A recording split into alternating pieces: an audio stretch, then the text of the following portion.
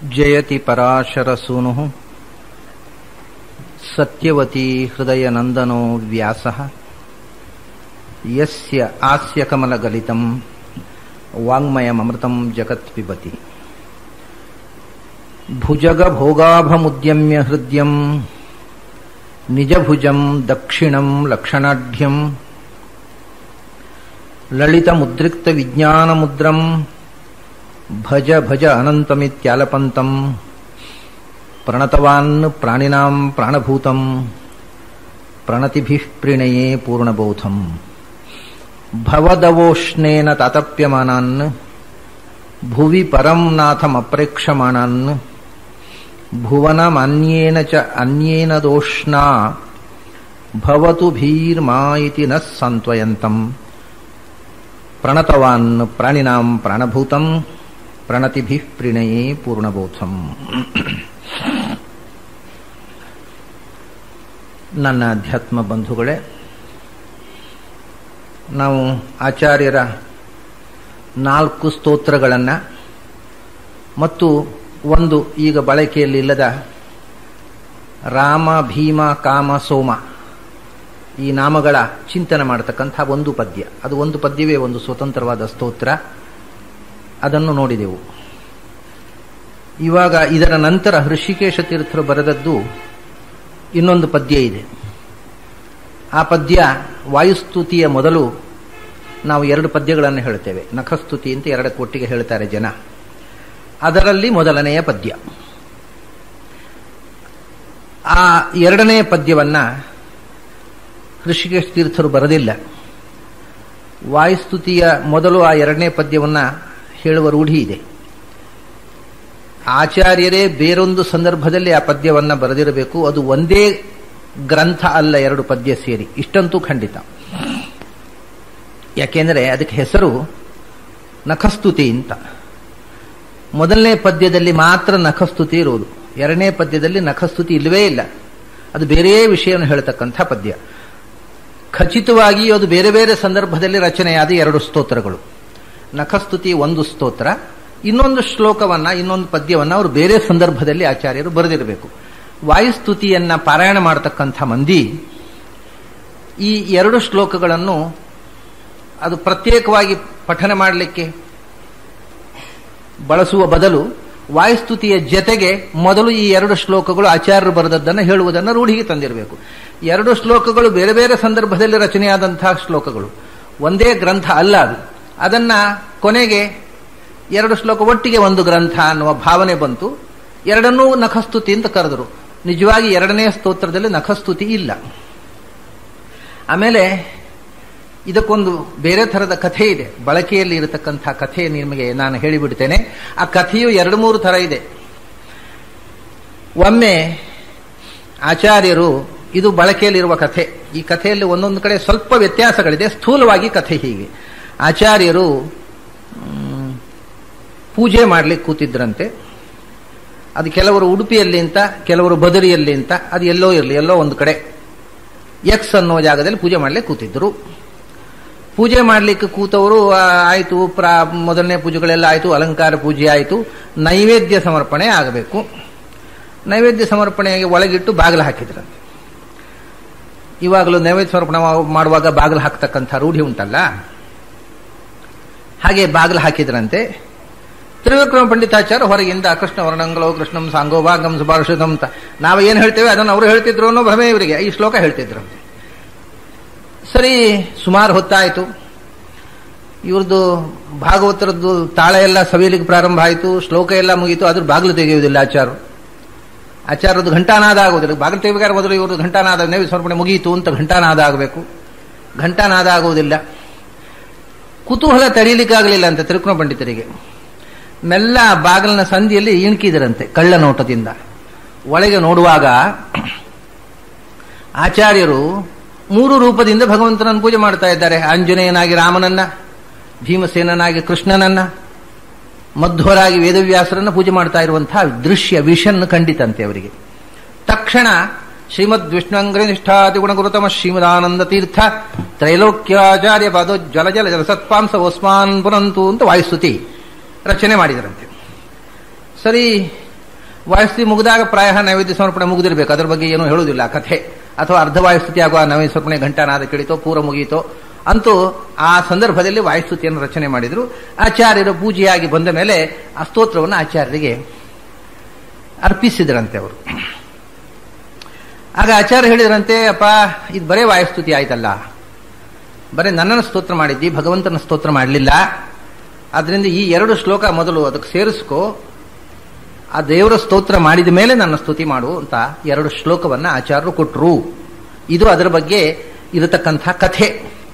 ಈ 2 ಸ್ತೋತ್ರಗಳನ್ನು ಅದರ ಮೊದಲು ಹೇಳಿದ ನಂತರ ಇದನ್ನು ಹೇಳಿದರೆ ಅದು ಅಭೀಷ್ಟಪ್ರದವಾಗತ್ತೆ ಅಂತ ಹೇಳಿದ್ರು ಅಂತ. ಇನ್ನೊಬ್ರು ಛಲಾರಿ ಆಚಾರ್ಯರು ಇಲ್ಲಿಗೆ ಮುಗಿಸಲು ಇನ್ನೂ ಕಥೆ ಬೆಳೆಸಿದ್ದಾರೆ ಅವರು. ಆಮೇಲೆ ತಿರುಕುರಂಬಣಿತಾಚಾರ್ಯ ಕೇಳಿದ್ರಂತೆ, ಇದನ್ನು 41 ಶ್ಲೋಕಗಳು ನಾನು ಬರೆದಿದ್ದೇನೆ, ಒಂದೊಂದು ಶ್ಲೋಕದ ಪುರಸ್ಚರಣೆಗೆ ಒಂದೊಂದು ಫಲ ಬರಬೇಕು.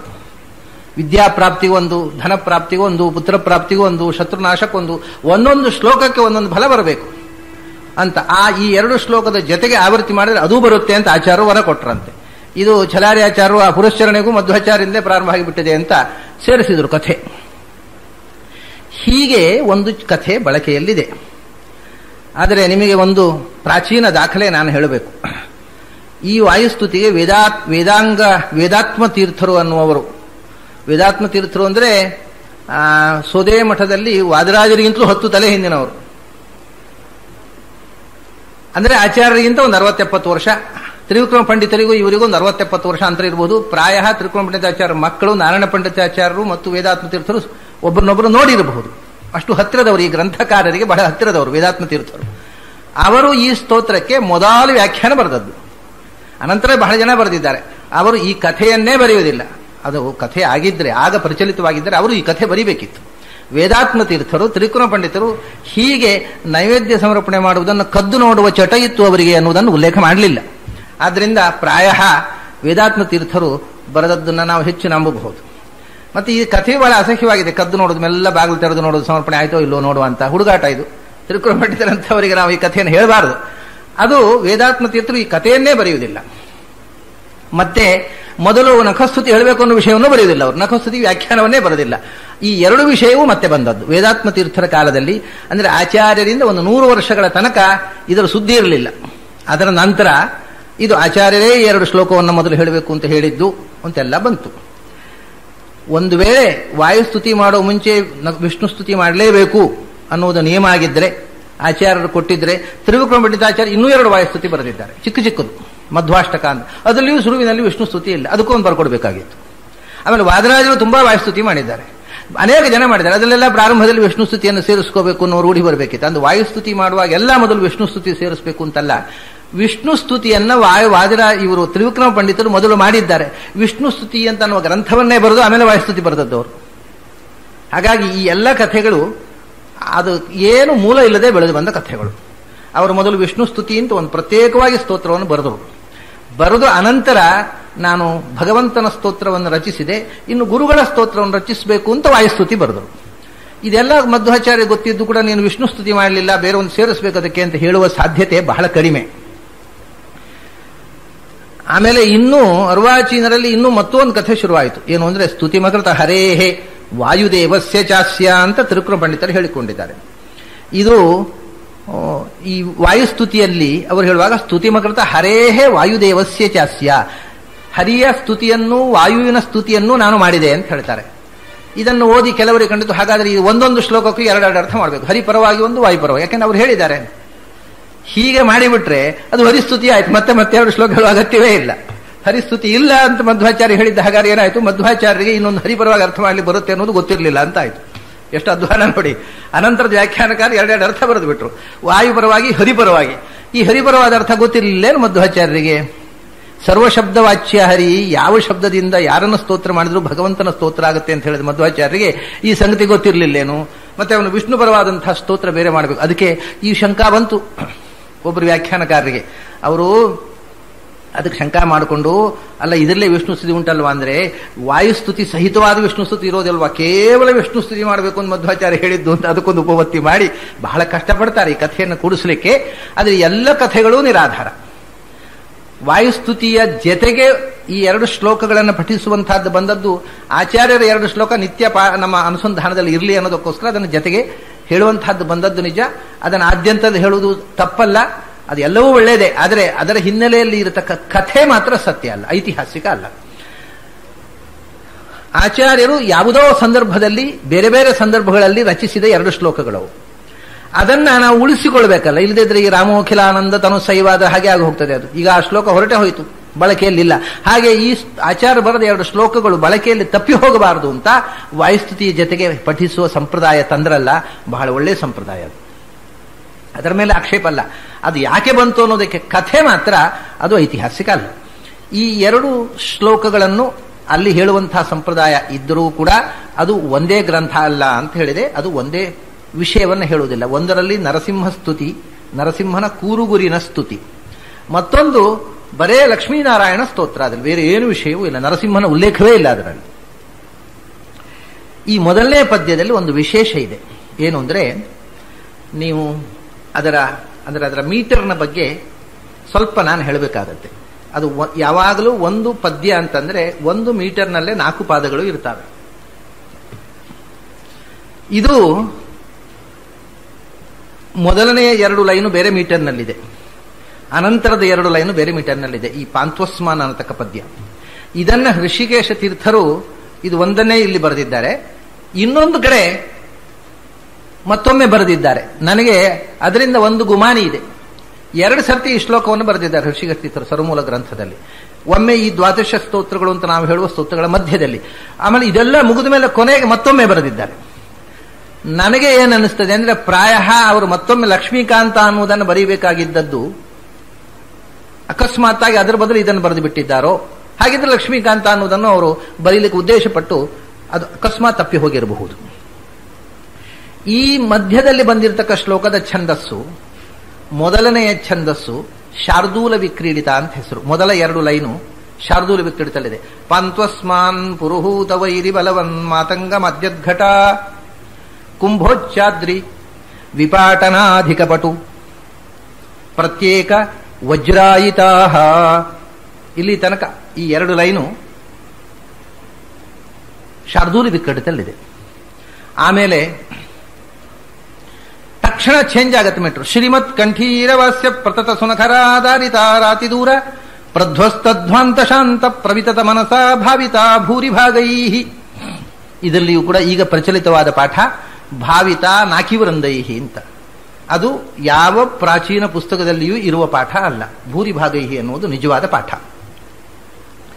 ಈ ಮೊದಲನೇ ಲೈನು ಒಂದು ಬೇರೆ ರಿದಮ್ನಲ್ಲಿದೆ, ಅನಂತರದ್ದು ಬೇರೆ ರಿದಮ್ನಲ್ಲಿದೆ. ಮೊದಲನೇದ್ದು ಲೈನ್ದಲ್ಲಿ 19 ಅಕ್ಷರಗಳ ಪಾದ, ಅದು ಎರಡನೇದು 21 ಅಕ್ಷರಗಳು, 2 ಅಕ್ಷರ ಜಾಸ್ತಿ ಇದೆ. ಮೊದಲನೇದಕ್ಕೆ ಶಾರ್ದೂಲ ವಿಕ್ರೀಡಿತ ಅಂತ ಹೆಸರು, ಎರಡನೇದಕ್ಕೆ ಸ್ರಗ್ಧರ ಅಂತ ಹೆಸರು. ಇಡೀ ಸಂಸ್ಕೃತ ಸಾಹಿತ್ಯದಲ್ಲೇ ಈ ರೀತಿ 2 ಛಂದಸ್ಸುಗಳನ್ನ ಸೇರಿಸಿ ಈ ತರ ಸಣ್ಣ ಇಂದ್ರವಜ್ರ, ಉಪೇಂದ್ರ ವಜ್ರ ಮತ್ತು ವಂಶಸ್ಥ ಈ 3 ವೃತ್ತಗಳನ್ನ ಬೆರೆಸಿ ಉಪೇಂದ್ರ ವಂಶ ಅಂತ ಉಪೇಂದ್ರ ವಜ್ರ ಅಂತ ಮಾಡುವುದು ಇದೆ. ಅದು ಬಿಟ್ರೆ ಈ ಶಾರ್ದೂಲ ವಿಕ್ರೀಡಿತ ಮತ್ತು ಸ್ರಗ್ಧರ ಇಂಥ ದೊಡ್ಡ ವೃತ್ತಗಳನ್ನ ಅರ್ಧ ಒಂದು ವೃತ್ತದಲ್ಲಿ ಅರ್ಧ ಇನ್ನೊಂದು ವೃತ್ತದಲ್ಲಿ ಬರೆಯುವ ಸಂಪ್ರದಾಯವೇ ಸಂಸ್ಕೃತದಲ್ಲಿಲ್ಲ. ಮತ್ತು ಆಚಾರ್ಯರು ಈ ಶ್ಲೋಕ ಬರೆಯೋ ತನಕವೂ ಸಂಸ್ಕೃತದಲ್ಲಿ ಯಾರೂ ಹೀಗೆ ಬರೆದಿಲ್ಲ. ಆಚಾರ್ಯರು ಬರೆದ ನಂತರವೂ ಯಾರೂ ಬರೆದಿಲ್ಲ. ಮತ್ತು ಬಹಳ ಆಶ್ಚರ್ಯ ಏನಂದ್ರೆ, ಆಚಾರ್ಯರು ಹೀಗೆ ಛಂದಸ್ಸು ಬದಲಾಯಿಸಿ ಬರೆದಿದ್ದಾರೆ ಅನ್ನೋದೇ ಬಹಳ ಜನಕ್ಕೆ ಗೊತ್ತಿಲ್ಲ. ನಿತ್ಯ ಪಾರಾಯಣ ಅಷ್ಟೇ ಮಾಡ್ತಾರೆ, ಛಂದಸ್ಸಿನ ಬಗ್ಗೆ ಯಾರು ಯೋಚನೆ ಮಾಡ್ತಾರೆ? ಇದರಲ್ಲಿ 2 ಛಂದಸ್ಸುಗಳನ್ನು ಬಳಸಿದ್ದಾರೆ. ಮಂದಾರ ಮರಂದ ಚಂಪು ಅಂತ ಒಂದು ಗ್ರಂಥ ಇದೆ. ಅದನ್ನ ಕೃಷ್ಣಾವಧೂತರು ಅಂತ ಅನ್ನುವರು ಬರೆದದ್ದು. ಅವರು 19ನೇ ಶತಮಾನದಲ್ಲಿ ಇದ್ದರು.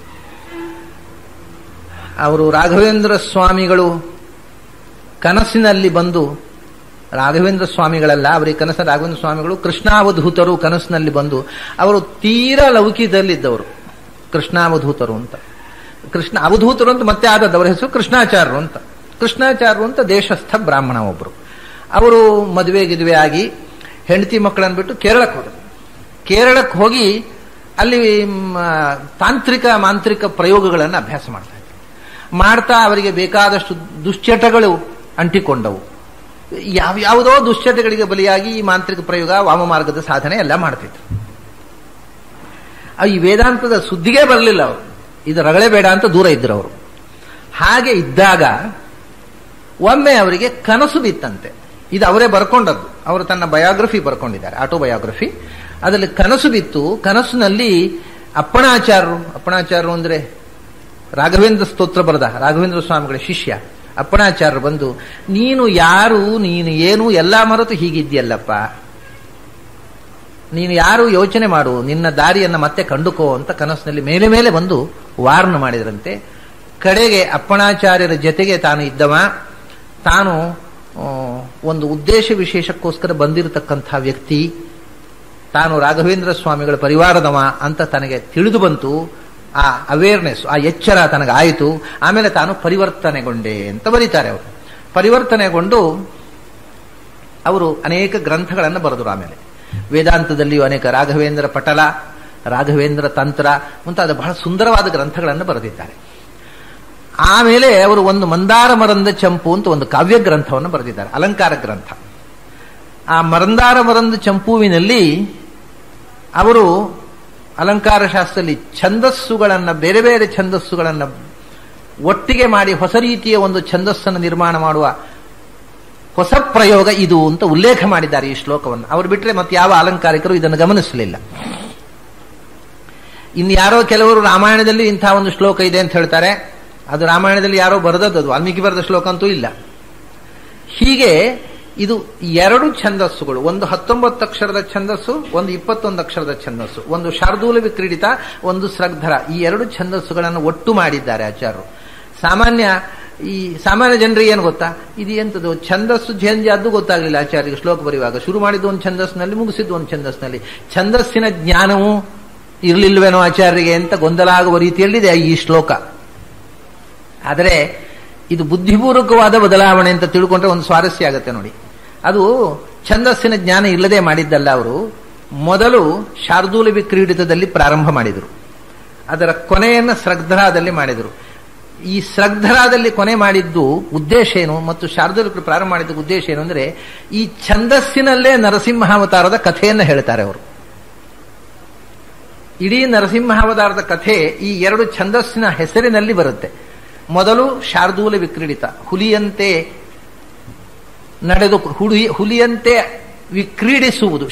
ಹುಲಿಯಂತೆ ಕ್ರೀಡಿಸುವುದು ಅಂದ್ರೆ ಹುಲಿ ಏನು ಮಾಡುತ್ತೆ, ಅದು ಉಗುರಿನಿಂದ ಪರಚಿ. ನರಸಿಂಹ ಏನು ಮಾಡಿದ, ಮೊದಲು ಹಿರಣ್ಯಕಶಿಪುವಿನ ಎದೆಯ ಮೇಲೆ ಶಾರ್ದೂಲ ವಿಕ್ರೀಡಿತ ಮಾಡಿದ. ಆಮೇಲೆ ಏನು ಮಾಡಿದ, ಸ್ರಗ್ಧರನಾದ, ಅವನ ಕರುಳ ಮಾಲೆಯನ್ನು ಧರಿಸಿದ. ಹೀಗೆ ಮೊದಲು ಉಗುರಿನಿಂದ ಅವನ ಎದೆಯನ್ನ ಬಗಿದು ಅವನ ಎದೆಯ ಕರುಳನ್ನ ತನ್ನ ಕೊರಳಲ್ಲಿ ಹೊತ್ತುಕೊಂಡವ ಅನ್ನುವ ಇಷ್ಟು ವಿಷಯವನ್ನು ಬರೇ ಛಂದಸ್ಸಿನ ಹೆಸರೇ ಹೇಳುತ್ತೆ.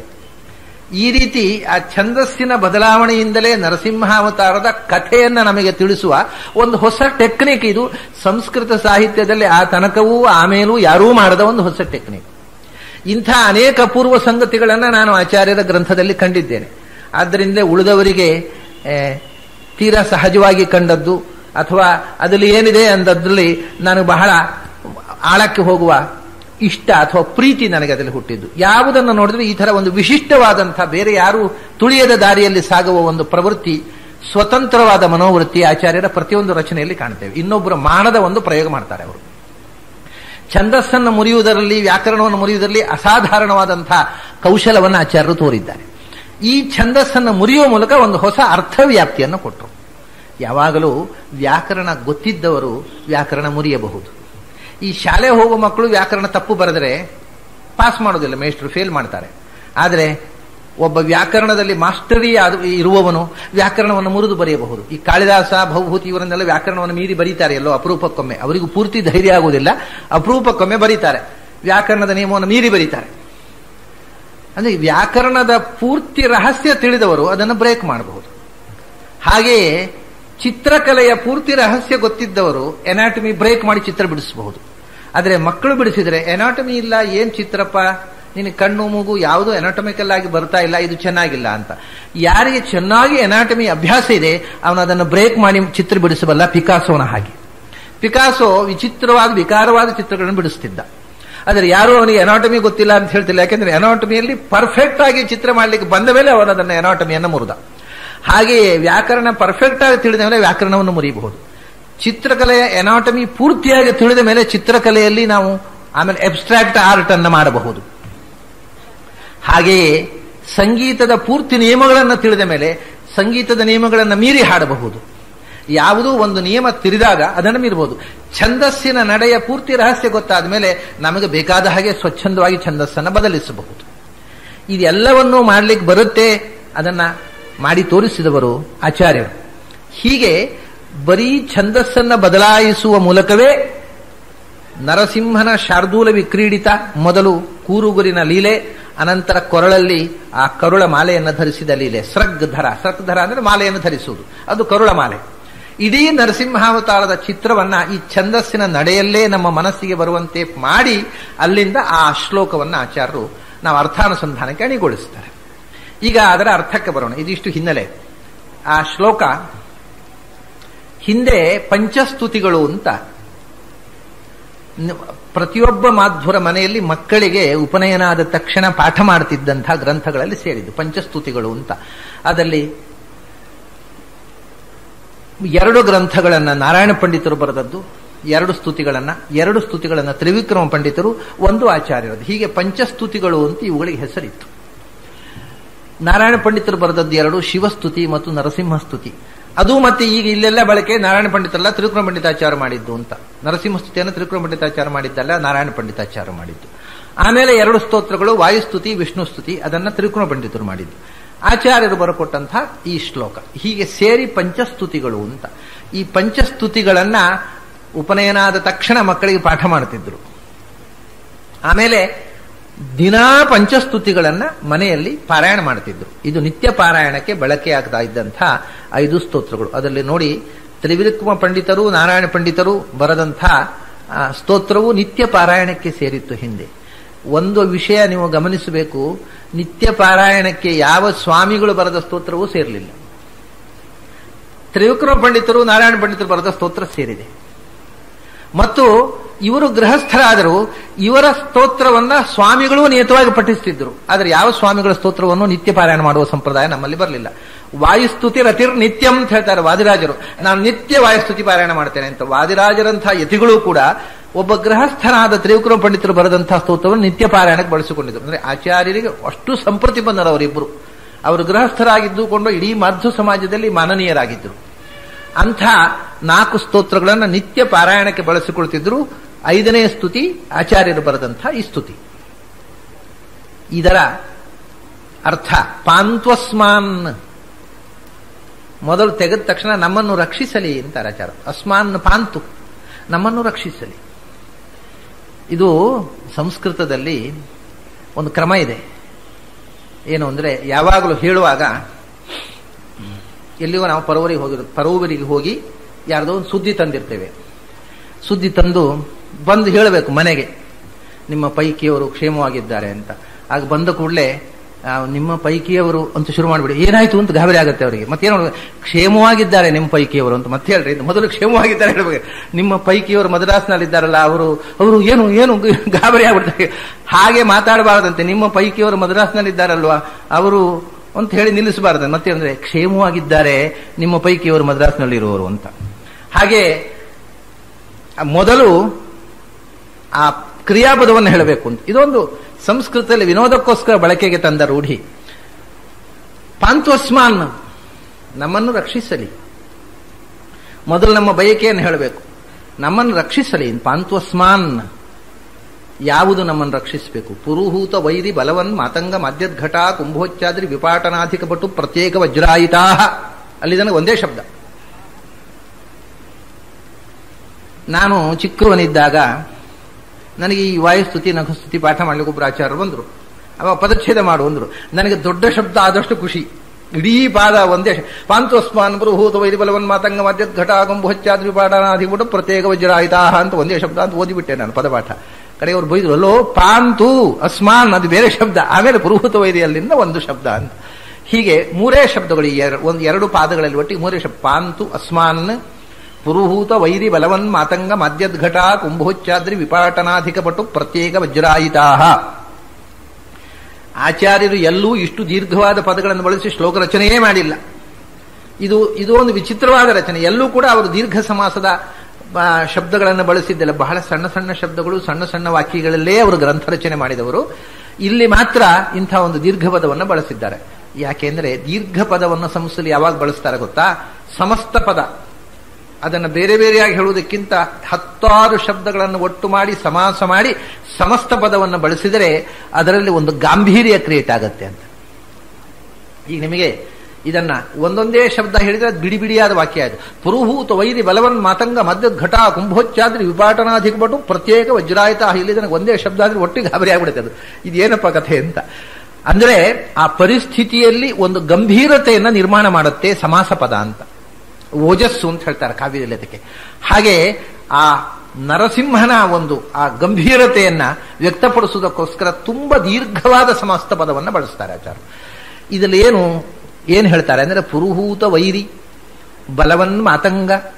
ಪುರುಹೂತ ವೈರಿ, ಪುರುಹೂತ ಅಂದ್ರೆ ಇಂದ್ರ. ಅವನನ್ನ ಸಾಮಾನ್ಯವಾಗಿ ಈ ಯಜ್ಞದಲ್ಲಿ ಆಹುತಿ, ಪ್ರಧಾನ ಆಹುತಿ ಅಗ್ನಿಹೋತ್ರದಲ್ಲಿ ಮುಖ್ಯವಾಗಿ ಯಾವಜ್ಜೀವಂ ಅಗ್ನಿಹೋತ್ರಂಜುಹೋತಿ ಅಂತ ವೇದದಲ್ಲಿ ಈ ಜೀವಮಾನಿಡೀ ಅಗ್ನಿಹೋತ್ರ ಮಾಡಬೇಕು ಅಂತ, ಅದನ್ನು ದಿನ ಮಾಡಬೇಕು ಅಂತ ಹೇಳಿದ್ದಾರೆ. ಆ ಅಗ್ನಿಹೋತ್ರದ ಮುಖ್ಯ ಆಹುತಿ ಯಾರಿಗೆ ಅಂದ್ರೆ ಇಂದ್ರನಿಗೆ. ಅದರಿಂದ ಅವನಿಗೆ ಪುರುಹೂತ ಅಂತ ಹೆಸರು. ಅವನನ್ನ ಪ್ರಧಾನವಾಗಿ ಆಹ್ವಾನ ಮಾಡಿ ಆಹುತಿ ಕೊಡ್ತಕ್ಕಂಥದ್ದು. ಪುರುಹೂತ ಅಂದ್ರೆ ಇಂದ್ರ. ಪುರುಹೂತ ವೈರಿ, ಪುರುಹೂತ ಇಂದ್ರ. ಇಂದ್ರ ಅಂದ್ರೆ ದೇವತೆಗಳಿಗೆ, ದೇವತೆಗಳು ಅಂದ್ರೆ ಸಾತ್ವಿಕರಿಗೆ ಸಂಕೇತ. ಅವರ ವೈರಿಗಳು ಅಂತಂದ್ರೆ ಅಸುರರು, ಅಸುರರು ಅಂದ್ರೆ ತಾಮಸರಿಗೆ, ಒಂದು ದುರ್ಜನರಿಗೆ ಸಂಕೇತ. ಸಜ್ಜನರಿಗೆ ವಿರೋಧಿಗಳಾಗಿರ್ತಕ್ಕ ದುರ್ಜನ. ಪುರುಹೂತನ ವೈರಿಗಳು ಅಂದ್ರೆ ಇಂದ್ರ ಶತ್ರುಗಳಾಗಿರತಕ್ಕಂಥ ದೈತ್ಯರು. ಆ ದೈತ್ಯರು ಅನ್ನುವಂಥವರು ಬಲವನ್ ಮಾತಂಗ. ಮಾತಂಗ ಅಂದ್ರೆ ಆನೆ, ಬಲವನ್ ಮಾತಂಗ ಅಂದ್ರೆ ಬಲಿಷ್ಠವಾದ ಮದ್ದಾನೆ. ದೈತ್ಯರು ಅನ್ನತಕ್ಕಂಥ ಮದ್ದಾನೆ. ಯಾಕೆಂದ್ರೆ ಇವರು ಸಿಂಹ ಅಲ್ವಾ, ಅದಕ್ಕೆ ಅವ್ರನ್ನ ಮದ್ದಾನೆ ಅಂತ ತಗೊಂಡ್ರು. ನರಸಿಂಹ, ಸಿಂಹಕ್ಕೂ ಆನೆಗೂ ಯಾವಾಗಲೂ ವಿರೋಧ. ಅದಕ್ಕೆ ದೇವತೆಗಳಿಗೆ ವಿರೋಧಿಗಳಾದ, ದೇವಶತ್ರುಗಳಾದ ಅಸುರರೆಂಬ ಮದ್ದಾನೆಗಳು ಅಂತ. ಪುರುಹೂತ ವೈರಿ ಬಲವನ್ ಮಾತಂಗ. ಆ ಬಲಿಷ್ಠವಾದ ಆನೆಗಳ ಮಾದ್ಯದ್ ಘಟ. ಘಟ ಅಂದ್ರೆ ಸಮೂಹ. ಆನೆಗಳ ಗುಂಪಿಗೆ ಘಟ ಅಂತ ಹೇಳ್ತಾರೆ ಸಂಸ್ಕೃತದಲ್ಲಿ. ಘಟ ಅಂದ್ರೆ ಆನೆಗಳ ಗುಂಪು. ಎಲ್ಲ ಗುಂಪುಗಳಿಗೆ ಘಟ ಅಂತ ಅನ್ನೋದಿಲ್ಲ. ಆನೆಗಳ ಗುಂಪು ಘಟ ಅಂತ. ಘಟ ಅಂದ್ರೆ ಸಮೂಹ. ಎಂಥ ಸಮೂಹದು? ಮಾದ್ಯತ್, ಮದಭರಿತವಾದ ಆನೆಗಳ ಗುಂಪು. ದೈತ್ಯರು ಅನ್ನುವ ಮತ್ತೇರಿದ ಆನೆಗಳ ಗುಂಪು. ಆ ಗುಂಪಿನ ಕುಂಭ. ಕುಂಭ ಅಂದ್ರೆ ಆನೆಯ ಗಂಡಸ್ಥಳವನ್ನು ಕುಂಭ ಅಂತಾರೆ. ಈ ಅಸುರರ ನೆತ್ತಿ ಅಥವಾ ಶಿರಸ್ಸು, ಕಪಾಲ ಅನ್ನುವಂಥದ್ದೇ ಆ ಆನೆಯ ಗಂಡಸ್ಥಳ. ಆ ಗಂಡಸ್ಥಳ ಅನ್ನತಕ್ಕಂಥದ್ದೇ ಒಂದು ಉಚ್ಚ ಅದ್ರಿ. ಆನೆಯ ಗಂಡಸ್ಥಳ ಯಾವಾಗಲೂ ಶಿರಸ್ಸಿನಲ್ಲಿ ಉಬ್ಬಿಕೊಂಡಿರ್ತದೆ. ಆ ಉಬ್ಬಿಕೊಂಡಿರತಕ್ಕ ಭಾಗವನ್ನ ಆನೆಯ ಗಂಡಸ್ಥಳ ಅಂತಾರೆ. ಆ ಗಂಡಸ್ಥಳ ಅನ್ನೋದು ಎತ್ತರದ ಉಚ್ಚ ಅದ್ರಿ, ಎತ್ತರದ ಬೆಟ್ಟ, ಹಿರಿಯ ಬೆಟ್ಟ. ಆನೆಗಳ ಗಂಡಸ್ಥಳ ಅಂದ್ರೆ ಆನೆಗಳೇ ಒಂದು ದೊಡ್ಡ ಬೆಟ್ಟವಾದರೆ ಆ ಬೆಟ್ಟದ ಒಂದು ಕೋಡು ಇದ್ದ ಹಾಗೆ ಇದು ಶಿಖರ ಆ ಗಂಡಸ್ಥಳ ಅನ್ನುವಂಥದ್ದು. ಕುಂಭ ಉಚ್ಚಾದ್ರಿ. ಅಂಥ ದೇವತೆಗಳ ಶತ್ರುಗಳಾದ ಅಸುರರು ಎಂಬ ಮದವೇರಿದ ಆನೆಗಳ ಪಡೆಗಳ ಗಂಡಸ್ಥಳವೆಂಬ ಹಿರಿಯ ಬೆಟ್ಟವನ್ನ ವಿಪಾಟನ, ಸೀಳುವುದಕ್ಕೆ. ಕುಂಭೋಚ್ಚಾದ್ರಿ ವಿಪಾಟನ ಅಧಿಕಪಟು. ಅಂಥ ಅಸುರರ ಪಡೆಯನ್ನ ಸೀಳುವುದಕ್ಕೆ ಅಧಿಕಪಟು, ತುಂಬಾ ಸಮರ್ಥವಾದದ್ದು. ಯಾವುದದು? ನರಸಿಂಹನ ಕುರುಗುರುಗಳು. ಒಂದೊಂದು ಕುರು ಪ್ರತ್ಯೇಕ ವಜ್ರಾಯುತಾಹ ಅಂತ.